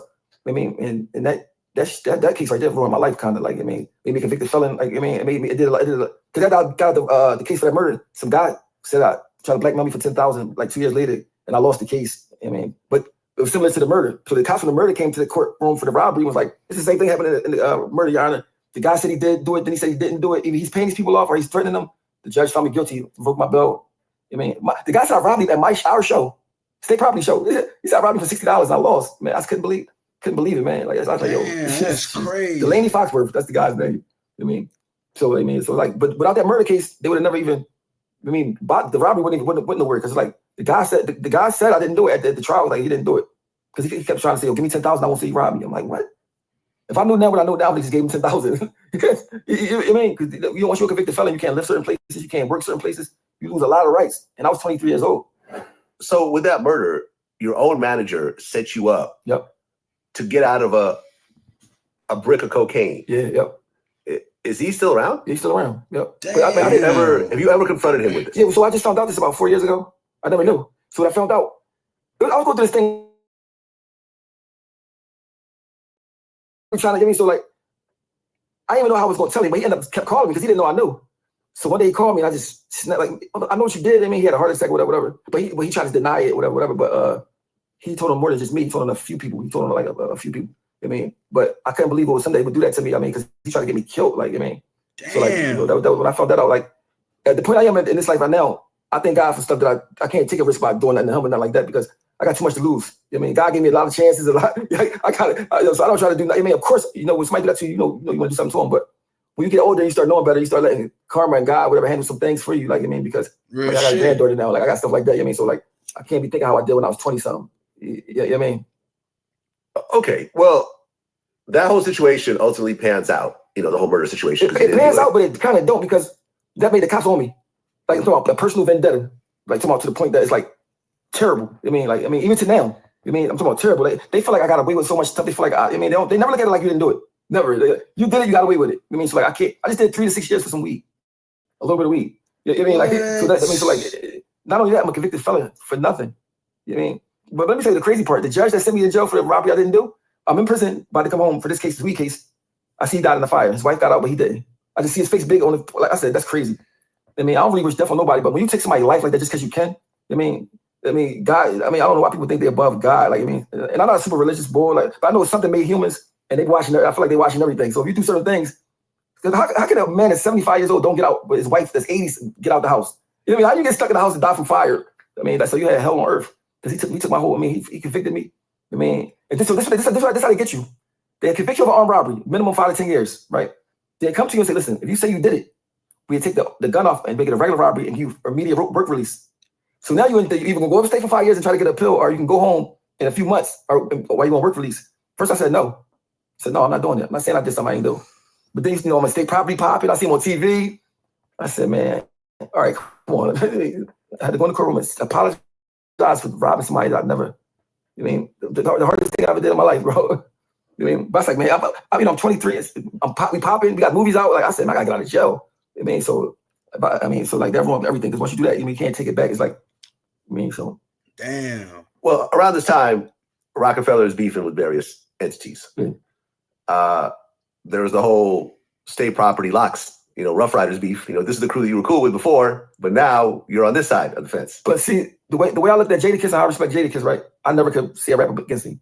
I look at him past his music, like, man, I look at him like I got a lot of respect for him. Before I even knew Beans or my squad, no. So I couldn't fix my right of rap about him, period. I didn't say nothing about the locks, period. I mean, I just couldn't do it. I mean, now I might help people write some songs against them, but I'm not. I mean, I just couldn't do it. I couldn't see me up one of them. I remember knocking on his door, him throwing $100 out the window to me when I had no money.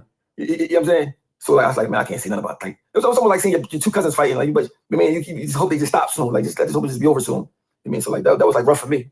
But if you ever listen to Hot 97s, I never say nothing about them, period. I mean, so like that's how that went. Yeah, so he loved the locks. Damn, he said I ain't getting in y'all beef. But Jay-Z was also beefing with Nas at the time. Yeah. So I ain't know Nas, so I don't know you, bro. So like, I mean, when he told us to come at Nas, I come at Nas, I don't know him. I mean, I didn't know him at all. But I just didn't like the way he told us to diss Nas. Car, cool salute. Nas, but don't get us cool with Nas, right? Yeah, we don't know Nas. We dissed him because you asked us to diss him. Because he was on the get. Hell yeah, we in here, Carl. I'm doing a damn Oskino and Sparks interview. We're going over Oskino. I keep calling this nigga Sparks. Coming over the Oskino interview and shit. Getting to know the nigga. This is a real street cat. He ain't say no, nothing crazy. Yeah, see what I mean? So we dissing Nas. Mind you, I don't know Nas. We ain't know Nas at all. Like, of course I know he rapper, but I'm saying I never met him, never saw him.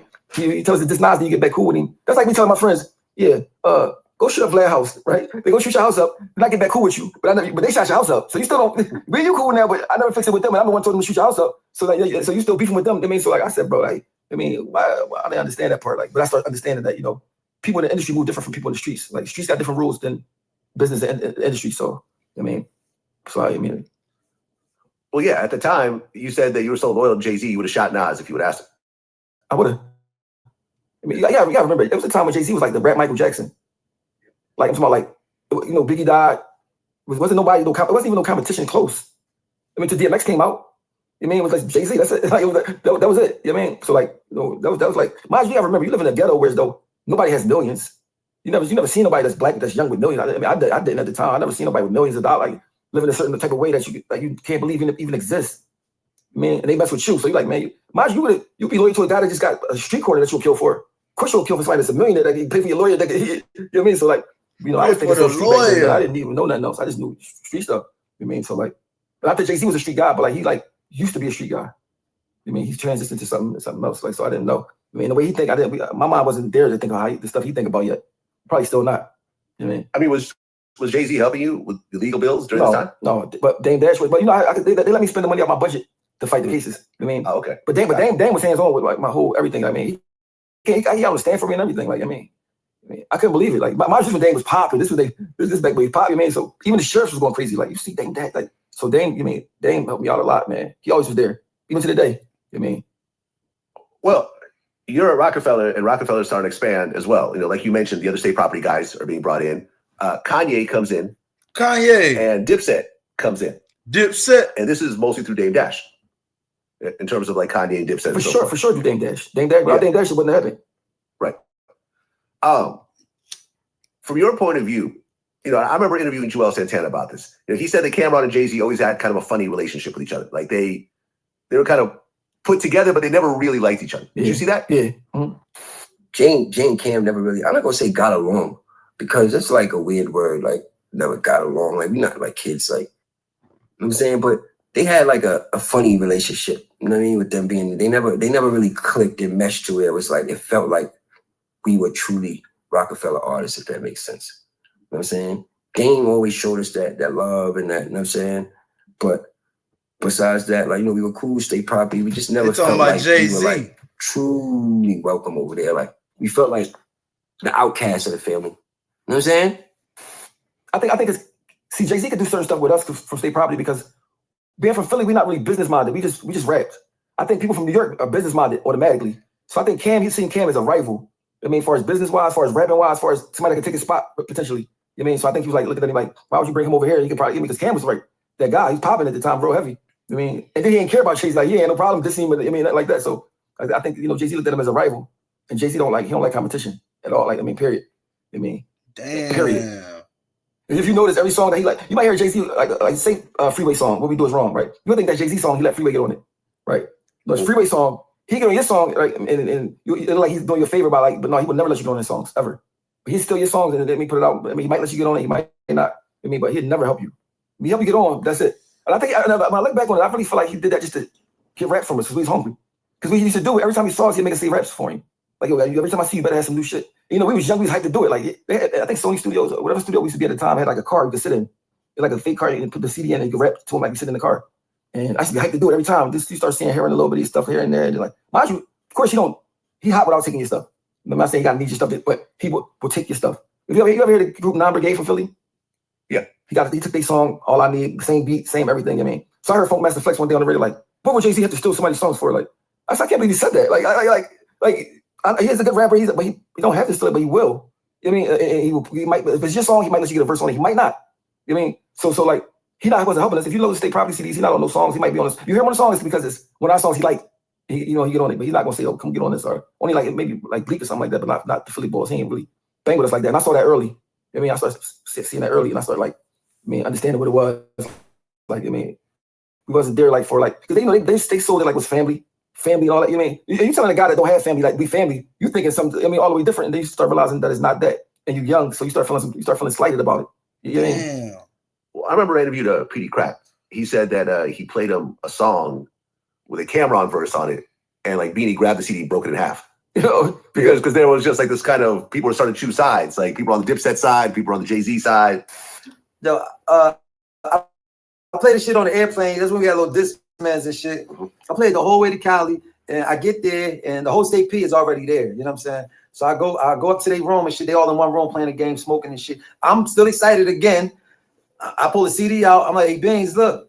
This is joint I did, man. Check this shit out. I threw the CD in the deck.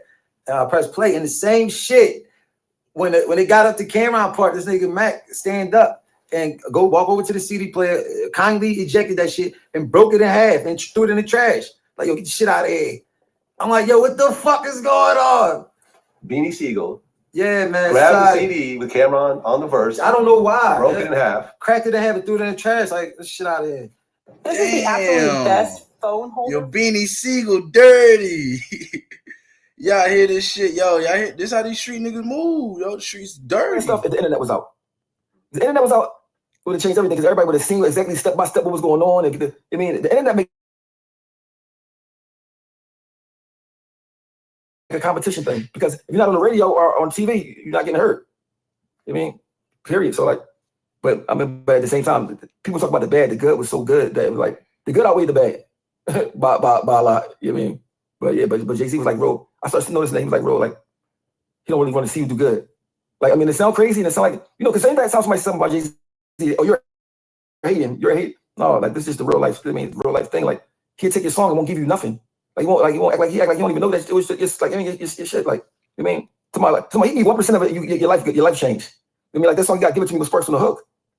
First did no percentage of it at all. That was a single. That's a video he did. You know what I mean? So like my thing is that you're already a billionaire. Why would you let somebody get a percentage of the song just to change your life? That made the song up that you wouldn't even did the song without, you know what I mean? So like when I started seeing stuff like that, I remember one time Sparks had a song with Jay-Z on the hook. He wouldn't clear it, but he cleared Cassidy's song for Swiss Beats. And I said, what the fuck? Damn. So I started, I'm gonna say, boy, like you show me once, I understand. You don't gotta keep showing me. I know what it is. Even though he saved my life and everything, I respect that part. But like at the same time, there's certain things. If you got young boys, that you're supposed to treat them a certain type of way, especially once you already made it, you already going. But it wasn't like that. Because without us, with that Nas stuff, he might not be who he is right now. Because Nas, that ether came out. And it was like people, a lot of people was on Nas side at the time. I mean, and then they brought us in there, and it was like, oh, they can't. Nas can't go against all of them. I mean, it was like too many of us. But like, so I said, why is Beanie Siegel not at that brunch? You know what I mean? I don't go to brunches, so like, I mean, you'll never see me at a brunch. I just started hearing about brunch when they started making brunches. I never knew what brunch was, but Beanie's supposed to be at that brunch. So everybody got these Rockefeller chains and all that. Beanie Siegel supposed to be at that brunch if he wanted to be. You know what I'm saying? Well, but the State Property movie and the soundtrack does come out. Yeah, come out. Mm-hmm. And you're all over the soundtrack. You're all I have no problems with that. But at the same time, every time he put out a CD out, he put a CD out right, like at the same time. Mm-hmm. You know what I mean? I'm talking about, you gotta remember, like at the time 50 Cent came out with G Unit, right? He on every song with them. I mean, you said like we did the song with The Game, that Hate or Love and all. So as 50 Cent on it, he popping. Jay-Z would have did that with us, it'd been over. It would have been over, but like, I mean, but instead he take your song and then might not put you on it or take your idea. I mean, so it's like you start first you like it, you be flattered, then you start being like damn, like bro, like you gotta get a little bit of love, like I mean, so like mind you, I got signed by him, so like I mean, I'm thinking like, no, it wasn't like that, I mean, at all, like period, like I mean, if you say Jay-Z did anything, take a verse or line, because mind you, everybody knows he's like one of the best rappers ever, so they be like, he ain't taking nothing from you. Who are you? You're not nobody. You know what I mean? All you gotta do is go to Google, or all y'all people out there watching, go to YouTube, type in "All I Need" by Non Brigade. And you'll hear the song that Jay-Z took from them. Mind you, they wasn't famous. The only thing was they had their business right, so they got paid. You know what I mean? But like, in rap, people in rap don't take somebody else's song and do it over. That's not a normal thing to do. You know what I mean? Like, I've never listened to somebody's song and like, let me take this song and do it over. I mean, and take their hook and so like, just doing it alone to me is like strange. Damn. Well, State Property 2. Crazy. He talking, y'all. Album comes out in the movie. He talking about Jay-Z. You're on that as well. Mm-hmm. And then Rockefeller breaks up. Yeah. From your point of view, why do you think that happened? I think Jay-Z wanted to be by himself and they wanted to be with like Damon Biggs at the time. I mean, I just think that's what I think. I just feel like he wanted to be by himself. He can probably make more money by himself. He really didn't need him no more. In fact, he probably was just carrying them. Like he probably felt like I'm the rapper. I'm a businessman now too, so I don't even need a manager and none of that stuff no more. I mean, I got my lawyer right here. Like and just dished him. You know what I mean? I just think he just dished him. I mean, because for me it was like that. Y'all was like people for like, especially for black people to look up to, young people in the streets to look up to. When they broke up, it was like devastating. For like, I'm talking about for people everywhere, like far as I mean, because they people that made it from the hood all the way to the top, and they just break up like that was like crazy. You know what I mean? Real crazy.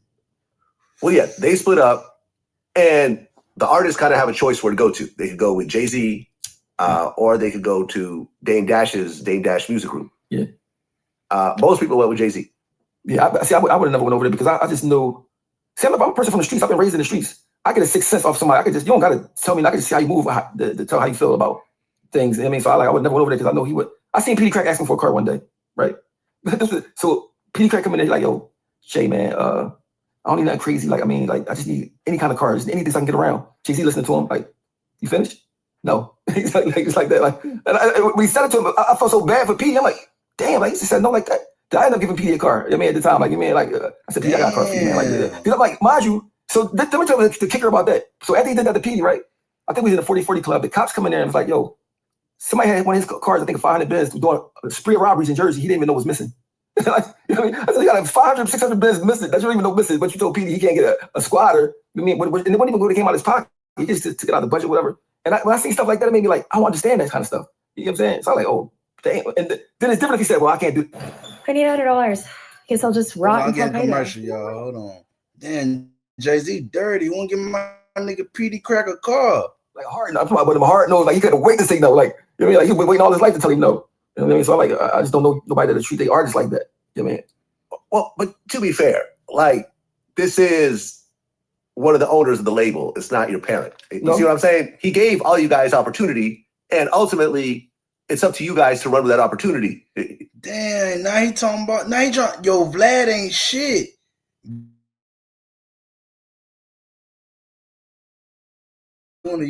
Y'all supposed to run with it. Oh shit. Let me hear his rebuttal.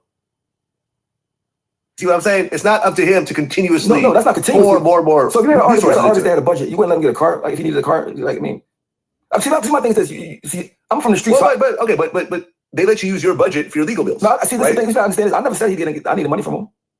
I never. See, people could get this confused. I gave Petey a car. I was cool. I never asked for nothing. I mean, period. My thing was just about loyalty. My thing was about like, well, if I work for this and I did this, shouldn't I get paid for it? I mean, like I would never go. I mean, actually, I was rolling, I was doing good. Like, you know what I mean? So, but what I'm saying is this: if I got an artist, especially Petey Craig is real, like he's a star. You know what I mean? I got a 600 bands missing. They just made me president of Def Jam. I could work a car out for you. Because you stealing all our music anyway. We don't get Universal ticket all the music. I mean, we don't get. I can't even put "Been Down Too Long," one of my songs from Rockefeller, on Instagram.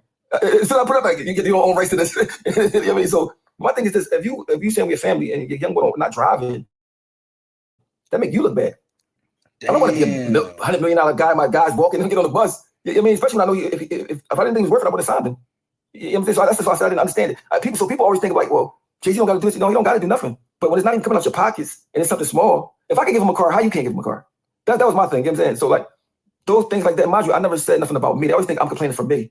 I don't complain for me. I was cool. But he did what he had to do for me. I made it work. I made him do what he do. You know what I mean? So not that, just a simple fact that if somebody's taking your stuff or using your stuff, why you can't just give them 5% of it or 3? I mean, anything. I mean, something like that. And why you act like you care about? My thing is, Jay-Z could say, yo, I don't fuck with you. I'm signing you off for a text write-off. He could say anything. We wouldn't give a fuck. I mean, but when you say we family and this, that, and the third, it's like, I mean, you leave that we young guys that right now wouldn't care. When you're 21, you mean from the streets raised already dysfunctional. You looking at a person like you mean like they're your family, and then you find out dang what it is. You be kind of heartbroken about it. Damn. Well, Rockefeller breaks up. Jay-Z becomes president of Def Jam. Yeah. They give him his whole catalog back, except for Reasonable Doubt, which was done before they joined Def Jam. A lot of people go with Jay-Z. State Property breaks up. We broke up, but we still don't show it together. Well, yeah, I mean, I guess, yeah, I mean, I brought this up. I guess it didn't really break up, but you guys just stopped doing stuff together. But I mean, for me, you understand, like I told you, I was living, doing robberies and all that. But so I got signed, I started doing other things with my money, like illegal stuff. But I mean, so I was like, cool. I mean, I was like, because I refusing to go back. Like, I mean, so what I was doing was more, I should have been more focused on music, but I was more focused on not going back to the bottom. I mean, so like I was doing some other things, but I was cool. I mean, all I needed was that little boost, that little push. And I mean, that was it. I mean, so like I had no complaints about that. My complaints was about, I thought we was family. I thought, I mean, you want to see your young boys eat. That was my whole thing. I mean. Well, but after Rockefeller breaks up and State Property stops working together, you go back to the street. I was in the streets the whole time, really, to be honest with you. Like, shit. Because that's all I knew.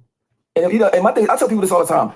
The only thing worse than being poor your whole life is being poor, get some money, then go back to being poor again. You know what I mean? Like, so that was my fear, especially in your 20s, where you got to show off. With Rockefeller, you got to show off. Like, I mean, because Jay-Z saying your name on songs, you can't be getting on the bus. Like, you know, it's gonna look like, I mean, it looks crazy. Like, I mean, so like keeping up the appearances, when you're older, you don't gotta worry about those things. But when you're young, I mean, you care about all the wrong things. Like, man, I gotta look like this. I gotta be like this. Even though they're not helping me, I gotta. So, I mean, I figured it out. I mean, I told you I came from the bottom. So that little push they gave me, that's all I needed. So. Well, so you were in the streets the whole time. Yeah. But then your house gets robbed. Yeah, my house got robbed twice. Yeah. Damn. Okay. And then at that point, you kind of put the streets to the side. Yeah. I'm not going to say I put the streets to the side. I stopped selling coke and started selling weed. I said, your weed give me less time. You mean, it's so hard. We from the streets, it's so hard to just leave it. Like, you mean, if like every time you leave it, somebody call you for something, like that's money you missed. Like that's money I missed. I mean, but you take you get older, start understanding what life is really about. I mean, because I thought rich was money, but now I realize rich is if you wake up happy, you're rich. You have all the money in the world, you wake up, you're not happy. Oh, singing commercials. Damn, Vlad ain't playing. He said, you watching. Hell yeah, I'm still here, y'all. Shit. You have no money.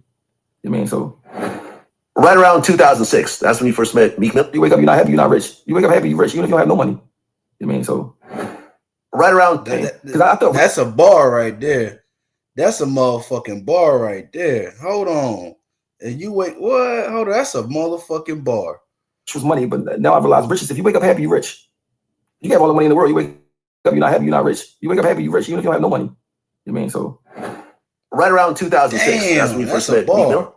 Yeah, about 2006, yeah, met Meek Mill. Yep, he was a kid trying to rap in Philly. I mean, I believe it was my guy. It's like my little brother at the time. Like, I mean, I had a lot of love for him. I mean, so that was like my guy. Before anybody knew him, and A.R.A. I got a song with Meek and A.R.A. from 2007. Nobody didn't know neither one of them. You know what I mean? I was like A&R to the streets because I like rap music. I like rap music so much. I used to listen to the guys that wasn't nobody all the time, see who was hot. And, you know what I mean? And mess with them and all that. And Meek Mill was my favorite one out of everybody. Him and Joey Jihad. Yeah, I was with Joey Jihad. I met Joey Jihad about a few weeks before that. And the Meek Mills pulled up and it was bad when I was outside for like hours and hours and hours. It was like, this was like 2006. Yeah. I mean, after that, Meek Mill started being with me a lot. Man, he probably got more songs with me than he got with anybody. You know what I mean? That's my guy. I mean, but we don't see eye to eye right now. But my thing is this: people think I hate Meek Mill. It's not like that. It's like some of the stuff he do I don't like, and it's just that it's public, so like it look crazier than it is. But it's not like no real life thing. I mean, because I'm proud of the stuff he done. He came from the bottom. I mean, and every time they come him out, he always find a way to stay relevant. Like he's resilient. But Philly a hard town. When you do one little nutty thing, they're not gonna let you live it down for years. You know what I mean? But I mean, I just think what his problem is that he don't have nobody around him to keep it real with him. That's it. I mean, but it ain't no thing where like it's like hate Meek Mill type thing like everybody think it is. It ain't like that. I mean, yeah. I think you talked about this, the whole matching outfits with Diddy. I don't like that. Yeah, I don't think anyone did that. If he had a real friend around him, he'd be like, "Hey, Meek." Nah. Vlad, me was somewhere, and I just about to get interviewed with you, right? We got the same shirt on. I'm like, yo, one of us got to take this joint. Yeah, we got to take this joint off. Yeah. I mean, I think Meek was kind of starstruck probably a little bit because it's still Puff Daddy at the end of the day. Yeah. I mean, and he was like, man, they not wrong with this. But after the stuff, this allegation started happening, that picture looked crazy. Because I would bet $1 million that Meek not gay. I can't see him being gay. Like, I mean, yeah, I don't think so either. That's just like they just trolling me. But Meek he feed into everything. Right. I mean, like, he got to argue with everyone. Like industry. But like, no, like say something, God forbid, something's happened to Meek, I'll be devastated. Like, something happens to him for real. Rap stuff to me is fake. It's a rap world and it's a real life world. I mean, I can diss Meek all day in the rap world. I mean, I don't care. It's not real to me. When you've been through real shit, been shot up and been in prison for all that, no, that shit's not real. You know what I'm saying? But sometimes Meek not really a street guy, so he don't know that the difference. He just like, he just like got to defend himself all the time. When you won the game, you don't have to respond to everything. You know what I'm saying? Well, you said that when you met Meek and Joey, you thought that Joey was way better. He was. Hey, he did. He did show his. Whatever, 18 years. I seen that shit. Meek started getting better fast. They started getting good fast. The difference between Joey and Meek was Meek knew how to make a good hook. Hook is the song. He make hook effortless. Like, he just do it like easy, like every time. I mean, so like, he was dedicated to the studio. Like, you had to tell him to go to the studio. He was in there every day. Like, that's what he did. I mean, and one thing about him, he'll write a song and know it like he had it for years. Never seen nobody. I mean, so like he was made to be a rapper for sure. I mean, well, yeah, I think you mentioned that Joey is doing DoorDash now. I don't think nothing wrong with DoorDash. Not there's anything wrong with it, but it just shows how different your lives can happen. You can be right next to somebody who ends up being a multimillionaire, internationally known, and one conversation, one decision could ultimately not lead you in that same direction. But guess what? The person that's doing DoorDash could be happier than the person that's a millionaire. This is true. Because with money comes problems. Yeah, but I'd rather have money problems than no money problems. But so you gotta understand where you live at too. Like then you gotta understand you're white, Vlad. That's just being honest. Black money problems is different from white money problems. I think having money. Vlad, let me just say this. Nah, Vlad, you don't know what the fuck you're talking about, Vlad. Imagine something like one. Vlad trying to understand. Vlad, you don't understand it. Man, hold on. These nigga problems. That's what he trying to tell him. Like, hold on. When these niggas get money, they start acting a different way and shit. Like, hold on. Vlad, like, hold on. I've never seen this before. Or when you go through shit, and we all go through shit. We're all going to go through health situations, family situations, heartbreak, loss, and everything else like that. But when you have a financial padding, it's not as bad as when a bad situation potentially puts you homeless. That's what I'm saying. Yeah. Having $1 million put aside, it pads your problems a little bit. It's like having, like a pillow, as opposed to falling down on a metal bed, you fall down on a feathery bed. You know what I'm saying? But you're still falling, but you'd rather have the feathery bed. But see, when you're black and you're a millionaire and all your friends is not, right? Everybody you know is not, it could be dangerous. I mean, it could be real. It could be real. Matter of fact, I'm not gonna say it can be. It is dangerous. Like, you gotta move a certain way. Having money is still better than no money. Not having money. I agree with you on that. But I'm just saying. Yeah. Like I said, if Joey happy doing DoorDash, I don't know if he is. I don't even know if he do DoorDash or not. Yeah, I mean, but I'm just saying, like, my thing is, if you happy doing it, more power to you. You know what I mean? Yeah. Because everybody can't take the spotlight. Everybody can't take being famous. Being famous is that. Especially when you're famous like how Meek is famous, like that's like a lot of eyes on you. Like, everything you do is a big deal. Oh, God. You got something to say about everything you do. So everybody can't take that. Well, around the time you met Meek, you also met real shit, y'all. Yeah, yep. I actually was looking for ARAB. Yep. Yeah. This one hit close. This hit close to me in terms of what happened to him, because me and him were actually real cool with each other. I remember, years and years ago, Swizz Beatz called me up. Got him locked up. Listen, I just signed this artist named ARAB. Can you get him on your show? He's really dope. I checked out some of his music and I'm like, oh shit, he is dope. Like he's really actually a dope rapper, like point blank period. So we started doing interviews with him. We developed a relationship. And man, when he got those 45 years, I couldn't believe it.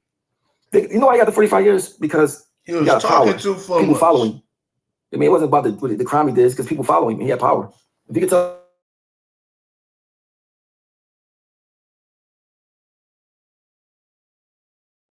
45 years for selling drugs, like, come on, like 45 years, like that's just hopefully give it back, man. I mean, because that's my guy.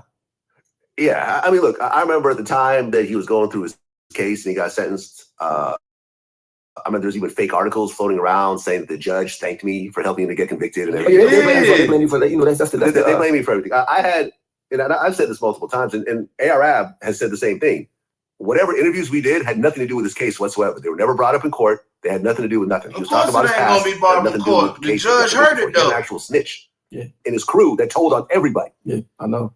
That's why he got convicted. It had nothing to do with Vlad TV interviews. Nah, yeah, and the really sad part, because I remember I interviewed this lawyer, Mo Gangat, who went through his case carefully. And what he said was, at the time of the sentencing, Ab was just really upset and had like a real kind of like angry look on his face. And the judge picked up on it and made a mention of it as he was giving him the 45 years. Oh, like it's like took it personal. Took it personal. And I remember Mo, the lawyer, said that if that was his client, he would ask for a recess, pull him aside and say, listen, I know you're upset right now, but you gotta smile and be polite. Just get through this next 30 minutes because this is gonna affect the rest of your life. You know what I'm saying? Because judges do, like you said in your case, they're people just like you and me. They're petty, just like you and me. They'll take out their, they get a fight with their wife earlier that day. They'll take it out on you. It's a shame. It shouldn't be like that, but this is what happens. Yeah. My case, the guy said I didn't do it. The judge got off the bench, walked down to the table and said, I find something fishy going on. Immediate revoke his bail, immediate custody. I said, what? But he was right in front of my face. Like, so like, judges, they definitely get God complex and do whatever they want. I mean, but I think Eric gonna get out. Fuck the judge. He's too talented and too gifted to be in jail for the rest of his life. That's what I say. Fuck the judge. I'm cool. With his manager, with Dark Low, like it's just the whole thing is sad, man. The whole thing is sad. I think Philly took a big loss. For sure. That PNB Rock. Yeah. So like, I mean, because those are like the three guys, like Big PNB Rock and of course the Lil Uzi. That's like the four most famous like rappers we got, in Philadelphia. So like, those are two big losses. I mean, well, at one point you claimed that Beanie Siegel was stealing money from state property. Yeah. Well, what happened was we had the first tour we went on. Mind you, I was young and I'm stubborn, right? But I wasn't lying. Like, you took money, whatever, and I wouldn't let it go because I told you like 50,000, 100,000 for me was like, man, you know what I could have did with that? You know how much hustle I had to do to get that? Like, so I wouldn't let it go. And as though they never admitted to doing it, I just wouldn't let it go. You know what I mean? Of course, now I know like that type of shit don't even bother me like no more. As you grow as a person, you can't believe the stuff that I used to care about. But especially after I lost my son, I mean, a lot of things not important to me that I used to think. Then Beans came to my son's funeral. You know what I mean? I've been dissing for 20 years. Like, every time I turn Beans, so. Oh man. Beans done stole the money and he's still cool. I told him, like, all right, it's over. You know what I mean? Like, so, but when Beans got shot in Atlantic City, I was out there, to make sure he was, I was straight to the hospital.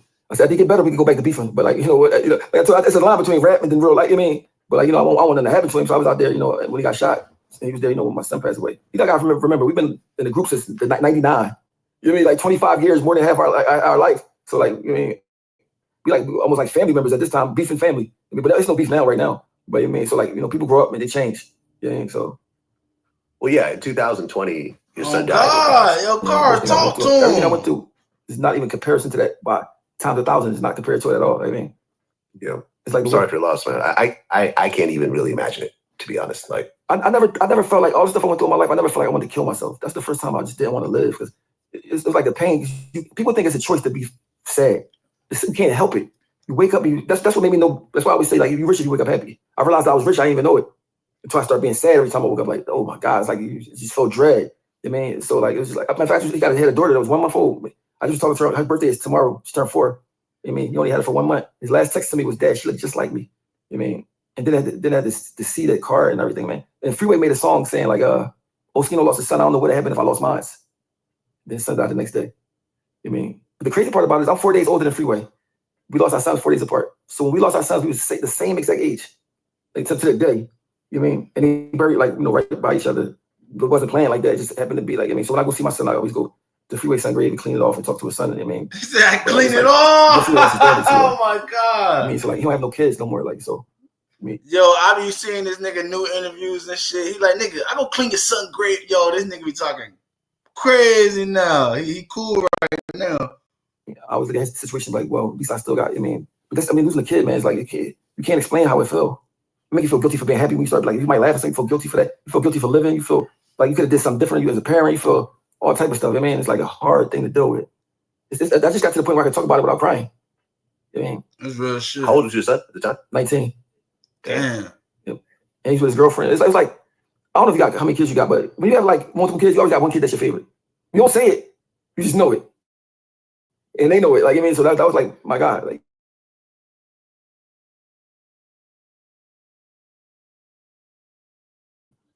Yeah, your daughter's going to beat you up after this interview. I mean, not only did you admit to, try to get her aborted, but now you're saying she's not your favorite. I'm just saying, whatever happens to you after this interview, that's on you. That's not on me. My daughter, she know how she's like an old lady. When I talk to my daughter, it's like I'm talking to somebody older than me.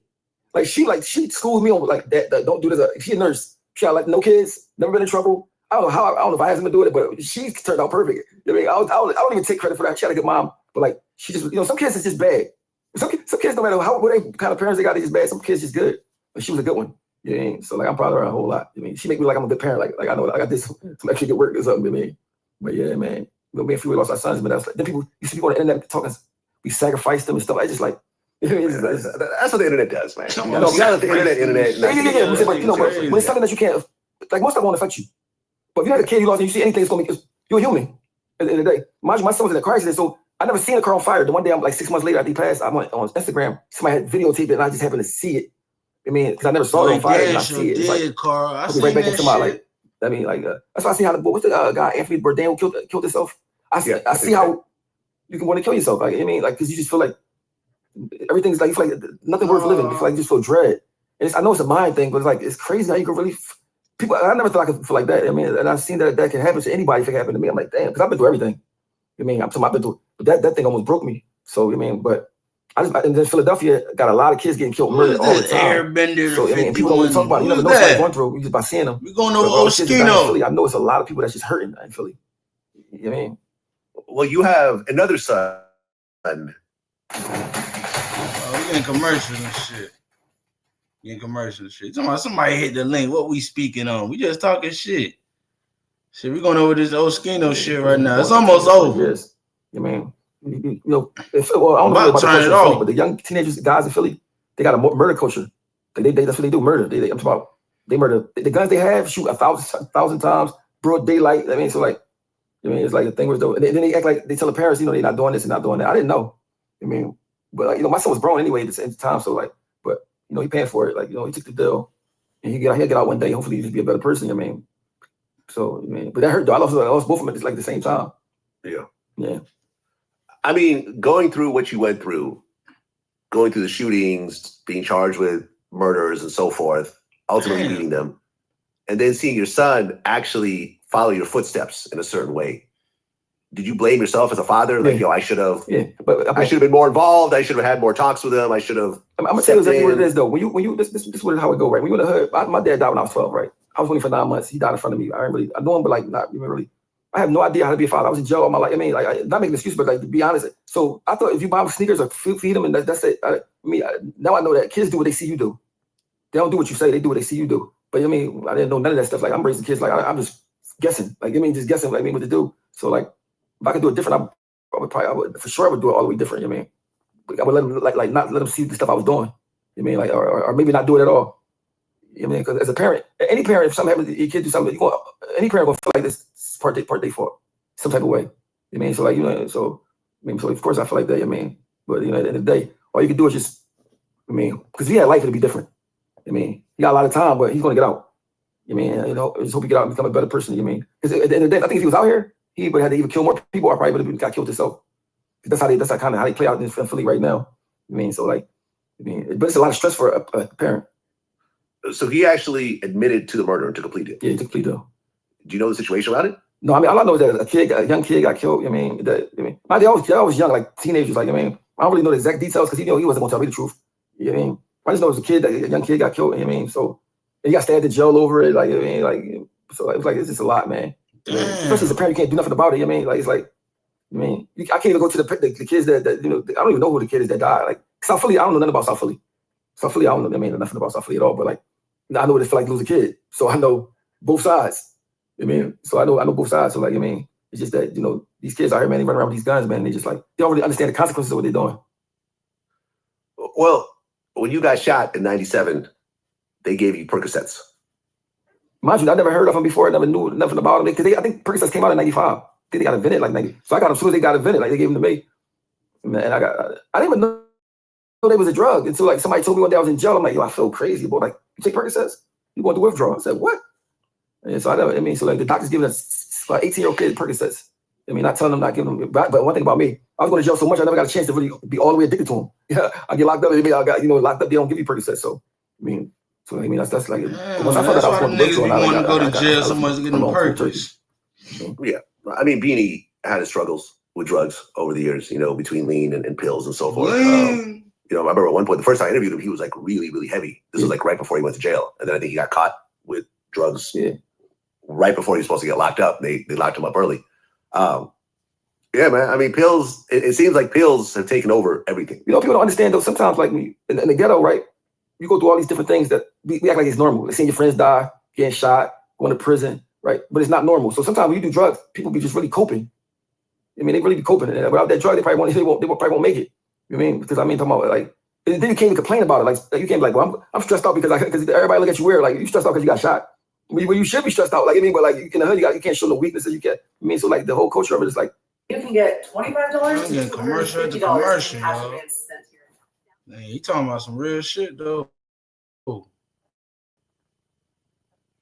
Real shit. Yeah, I'm getting commercials, y'all. Hold on. Even as a young kid, you got to do it on your own, and sometimes everybody can't handle it sober. You know what I'm saying? So you just be escaping. But see, I never did like smoke weed, smoke nothing like that. I used to drink a lot, but then I stopped really doing that. Because one thing about prison, prison don't keep you sober. You be in that joint living your best life. Well, you and Neef Buck went back and forth. Yeah, shit. How did that start? Well, let me say this first, right? Neef Buck was like out of state property. He was my favorite member. That was like my guy. When I was in jail, he wrote me, he only wanted to send me money. When I was in jail. So I come home. Mind you, I was in jail for 3 years. I come home. I want to go back to rapping, but I don't know how to get on the iTunes, and I don't know the computer at all. So I know Neef Buck did. So I went to ask him, like, Neef, I want to get on iTunes. He's like, well, just put it on my mixtape. I said, you don't get paid for my mixtape. So he said, well, I'll show you how to do it. It costs like $3,000 to get on iTunes. I'm like, damn, $3,000? I said, I just came home. I got like $800. Like, well, get $1,500 and you can owe me the rest. So in the mix of that, the next day I see something called TuneCore. I put $60 or whatever and put my music on there. Nothing happened for like 2 weeks. I'm like, man, that ain't work. So one day some kid like, oh, your music on iTunes. I'm like, what? So I'm calling Neef to try to say, like, see if he knew that he was trying to burn me up, or was it a mistake? He wouldn't answer the phone for like a year. Like, I'm talking about leaving the messages. Like, and I couldn't believe that he would like. I'm like, bro. So I don't know if he didn't want competition, or I don't know why he did that to me when I just came home. But like, but I just again, even though this was only like about 8 years ago, I was a different out. See, when you in prison for a couple years, you won't go. Prison, you won't go. Like, so everything you happens, you just go full steam ahead at it. Like, so I went full steam ahead at Neef. Like, I went hard on him. But one thing about me, whatever I say is not a lie. Everything I say be the truth, but I just probably handle it different. The way I handle it, I used to go hard. Like, so I said, Neef. So I called Neef. I said, Neef, you try to give me for $3,000? Give me $3,000. I'm telling everybody you read it. And give me the $3,000. So, I told everybody you read it. It was the truth, but but everybody turned on me for saying it anyway. Like, that was crazy. I'm beefing with Beans, Meek, and Neef at the same time. Like this thing is crazy. Like, just want to start trouble. But they all pissed me off. They all did something to me. It's different if you can't tell somebody why you're mad at them. But I can tell you, like, each one of them why I felt some type of way about certain things. But I want to handle the same thing like that now. Well, when you say that he snitched, was that something you just made up? Or no, he really snitched. No, he really told. I would never make that up about somebody. Okay, who did he tell on? It was this kid. Like, he was at Best Buy buying some things at Best Buy. There was this guy, a young kid working at Best Buy. If you give him like a couple thousand, he'd give you double merchandise. So he told Neef, don't come to a store. Neef came to the store to get the stuff. And when Neef started getting the stuff out of the store, the cops came and locked him up. And he told, I got it from him, and whatever. So that's all I needed. That's all the ammo I needed. Like, my thing is this: I'm from the streets. I'm not telling nobody about nothing. That's just and I know everybody don't live by that code. And I understand it's a dumb code, but that's the way I was raised. You know what I'm saying? Then we're across state property. Like, so like, the state property is a prison. So when I was going at Neef, I just got out of prison for doing a couple years. So I'm like, man, you can't be telling. But it ain't work. Everybody still mess with Neef. But I forgave him now. I never thought I would forgive him. I forgave him. I just think different now. Well, right now, they're about to auction Dame Dash's 1/3 stake of Reasonable Doubt. Dame Dash had basically lost a lawsuit, and he couldn't pay up.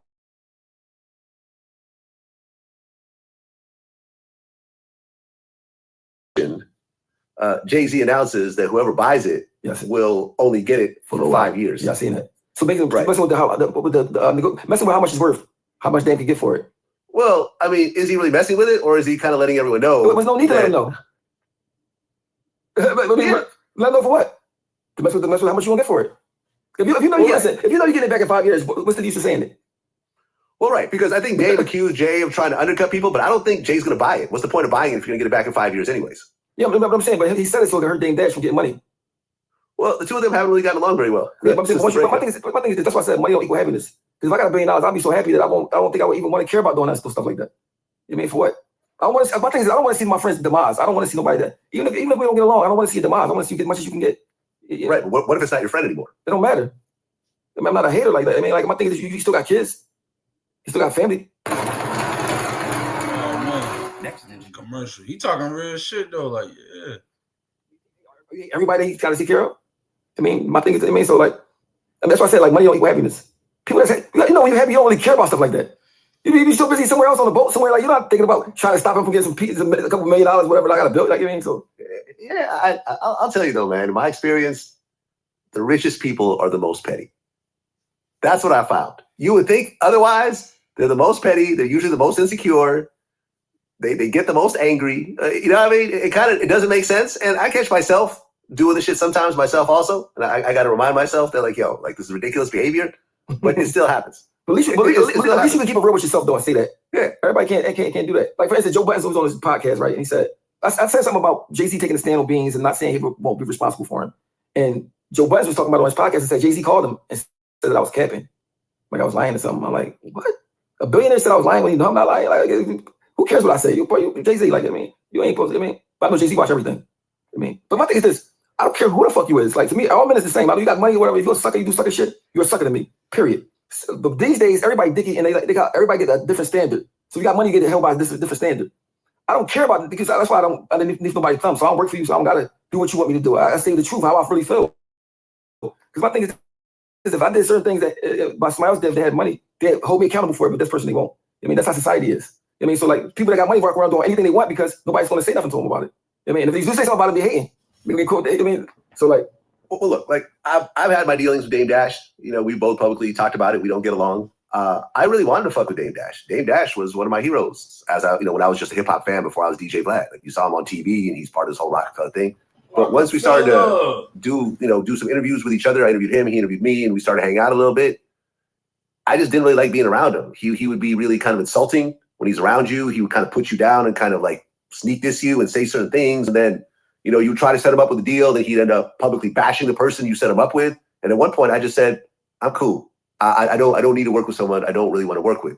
And I think that from my point of view, from the outside looking in, it appeared that didn't fuck with you. Dame was an integral part of making Rockefeller. No one's going to deny that on any level. But he also getting mad because he started hanging with the nigga. That mean he didn't fuck with you. He was playing in your face, stupid. Became a liability after a while. Like the whole Steve Stout slapping incident. You know about that, right? Yeah, everybody, yeah. I've talked to people that were there that saw it. Like for example, because the story is behind that was that Dame didn't like anyone working with Jay unless he was involved in it. And Steve Stout hooked up Jay with that sneaker deal. Dame found out about it, walked into Steve Stout's office and slapped him right in the middle of the office in front of everybody. You can't do this in the corporate world. This is a Def Jam Universal offices. You see what I'm saying? But see, when it comes to Dame Dash, I'm biased. Like, and I know I'm biased. Because I know him and I love him. So I'm biased. It's like you have your little brother. Your little brother might do some shit. You're like, that's my little brother though. But what I know of him, I just know he do what he say and he care about people. But of course, everybody got their own version of how they see him. But like with me, I just I'd rather die with him. That's my guy. Because he was there for me. We talk about certain things that's personal. But look at that Kevin Hart. There won't be a lot of people that he put on that became super big that Hov wanted to put these people on. Yeah, Kanye. You could say that he revived Cameron's career when Cameron was sort of in limbo a little bit. The guy who did Empire, did the movie Precious. Dame was a hustler. I just think Dame was involved in Precious, was no, the director who made Precious. Oh yeah, the director. Who did Empire? Maybe he had the movie called The Woodsman. I think it was called The Woodsman. I think or something like that. Whatever. Yeah. You're talking about Lee Dames. Yeah.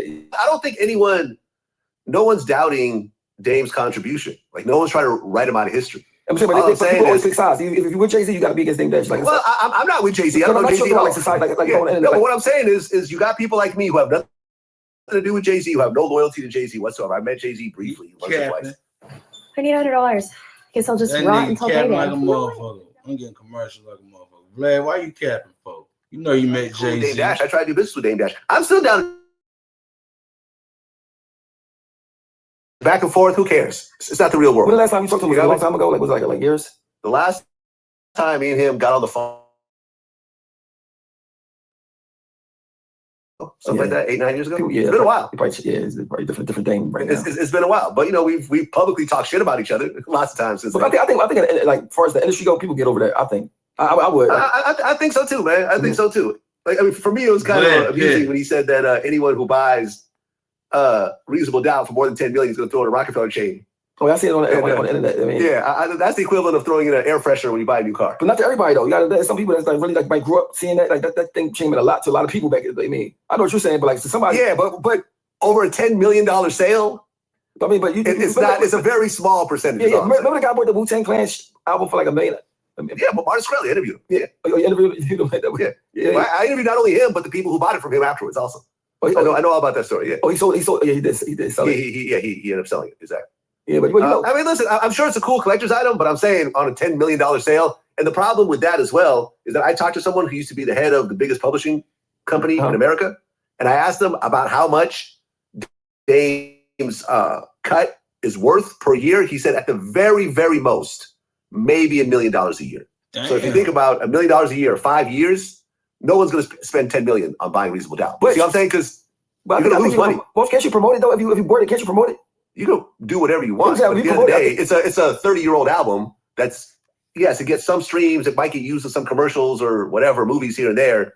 But it's not like the new Drake album. Let me say this, God forbid, I wish death on nobody, but say for instance somebody passed away, right? And you own that right to this album CD is over for 5 years. Yeah, but that's the 5 years you want to make. You know, like when Prince died or anybody died, their music just go crazy. Like you see Nipsey, I mean, the music go. Not saying you wait hope for that. I'm just saying like. No, I don't think Jay-Z gonna die within 5 years. I hope not. I hope not. I mean, regardless, all I'm saying is $10 million. I don't think he's gonna get that amount of money because it makes no business sense to do it. You know, I would say it'll probably sell for about 2 or 3 million. I say 7. 7? Yeah. Okay. You want to make a bet? No, you want to make a bet? Listen, you sound like you're smarter than me, so you might know about business more than me. I'm not smarter than you, man. We all have our information. You know, I'm sharing the information with you. You know, I think 7 million. You say 2? Well, if it's only going to make up to 5 total, and that's maybe 5 years from now, it would make business sense to spend about 2, maybe 3 at the most. If I were to buy it, if someone said, listen, you know, we'll sell it to you right now, the most I would offer is 2 million. But you can promote it though and make it do numbers. Reasonable Doubt is Reasonable Doubt. It's already in history. A lot of kids don't know about Reasonable Doubt. That came out when I was young. But even the amount of money you get from streams is so little. He even talked about how with the state property projects, you don't really get very much. Yeah, I got my money comes from my stuff I put out on my own. Like I mean, my independent stuff. You mean exactly? So yeah, you're right about that. But yeah, I remember there's a lot of people in state property group, so it's split a lot of ways. But I mean, I'm pretty sure Jay-Z CDs do make millions. Like I mean, it has to. Everybody in the world listening to it. People, the world is big. Yeah. I mean, so but I don't trust the numbers they say that it's doing anyway. Who makes those numbers? Like somebody just in the room just pushing how many? Like I don't believe. I think they just tell people anything they want to hear. I mean, I don't believe nobody really get the honest truth of how. There's no way to tell. There's no way to tell. Talking shit. Yeah, but you can't say that an album that's 30 years old is not going to stream in the same way as a hot album. No. That's all I'm saying. And an old artist not going to stream like a young artist. Exactly. So yeah, exactly. And Jay-Z at this point is a catalog artist. You know, he may come out with something here or there if he feels like it. You know, his best work is in his past. I don't understand why, like rock and roll, like soft rock, hard rock. I don't understand the rap why they don't do something like that. Like instead of a person that's 50 or 45 going against a young kid, like in the Grammys or whatever, they should have different categories. I think say old artist he win his category. Now he'd be hotter than he would be. I mean, if he lost to somebody young because he's number one in his category. But like rock and roll, not like rock and roll got something like kind of like that. Like I mean, but like I mean, sort of. I mean, you got adult contemporary and stuff like that. Yeah, that's what I'm saying. I mean, you got lots of classic hip hop stations now. I'm getting hit with commercials and shit. Well, damn, yeah, that's the video, y'all. Shit, we didn't learn about Oskino and shit. I play them real Oskino videos now. Y'all niggas was like, oh shit, this nigga tripping. I watched the other one the other day. This nigga talking shit.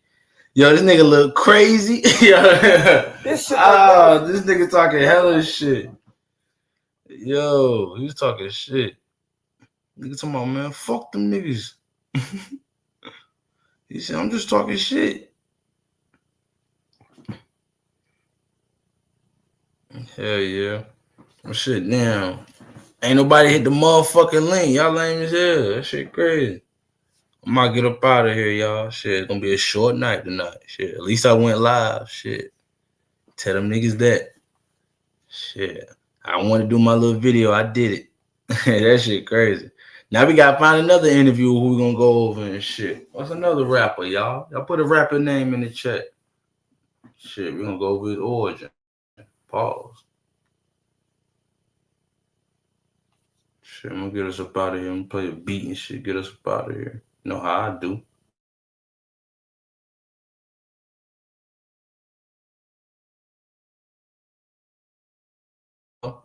Shit. We over here now for a little bit. We over here till Thanksgiving, man. Shit. Anytime I go live, we over here, man. Shit.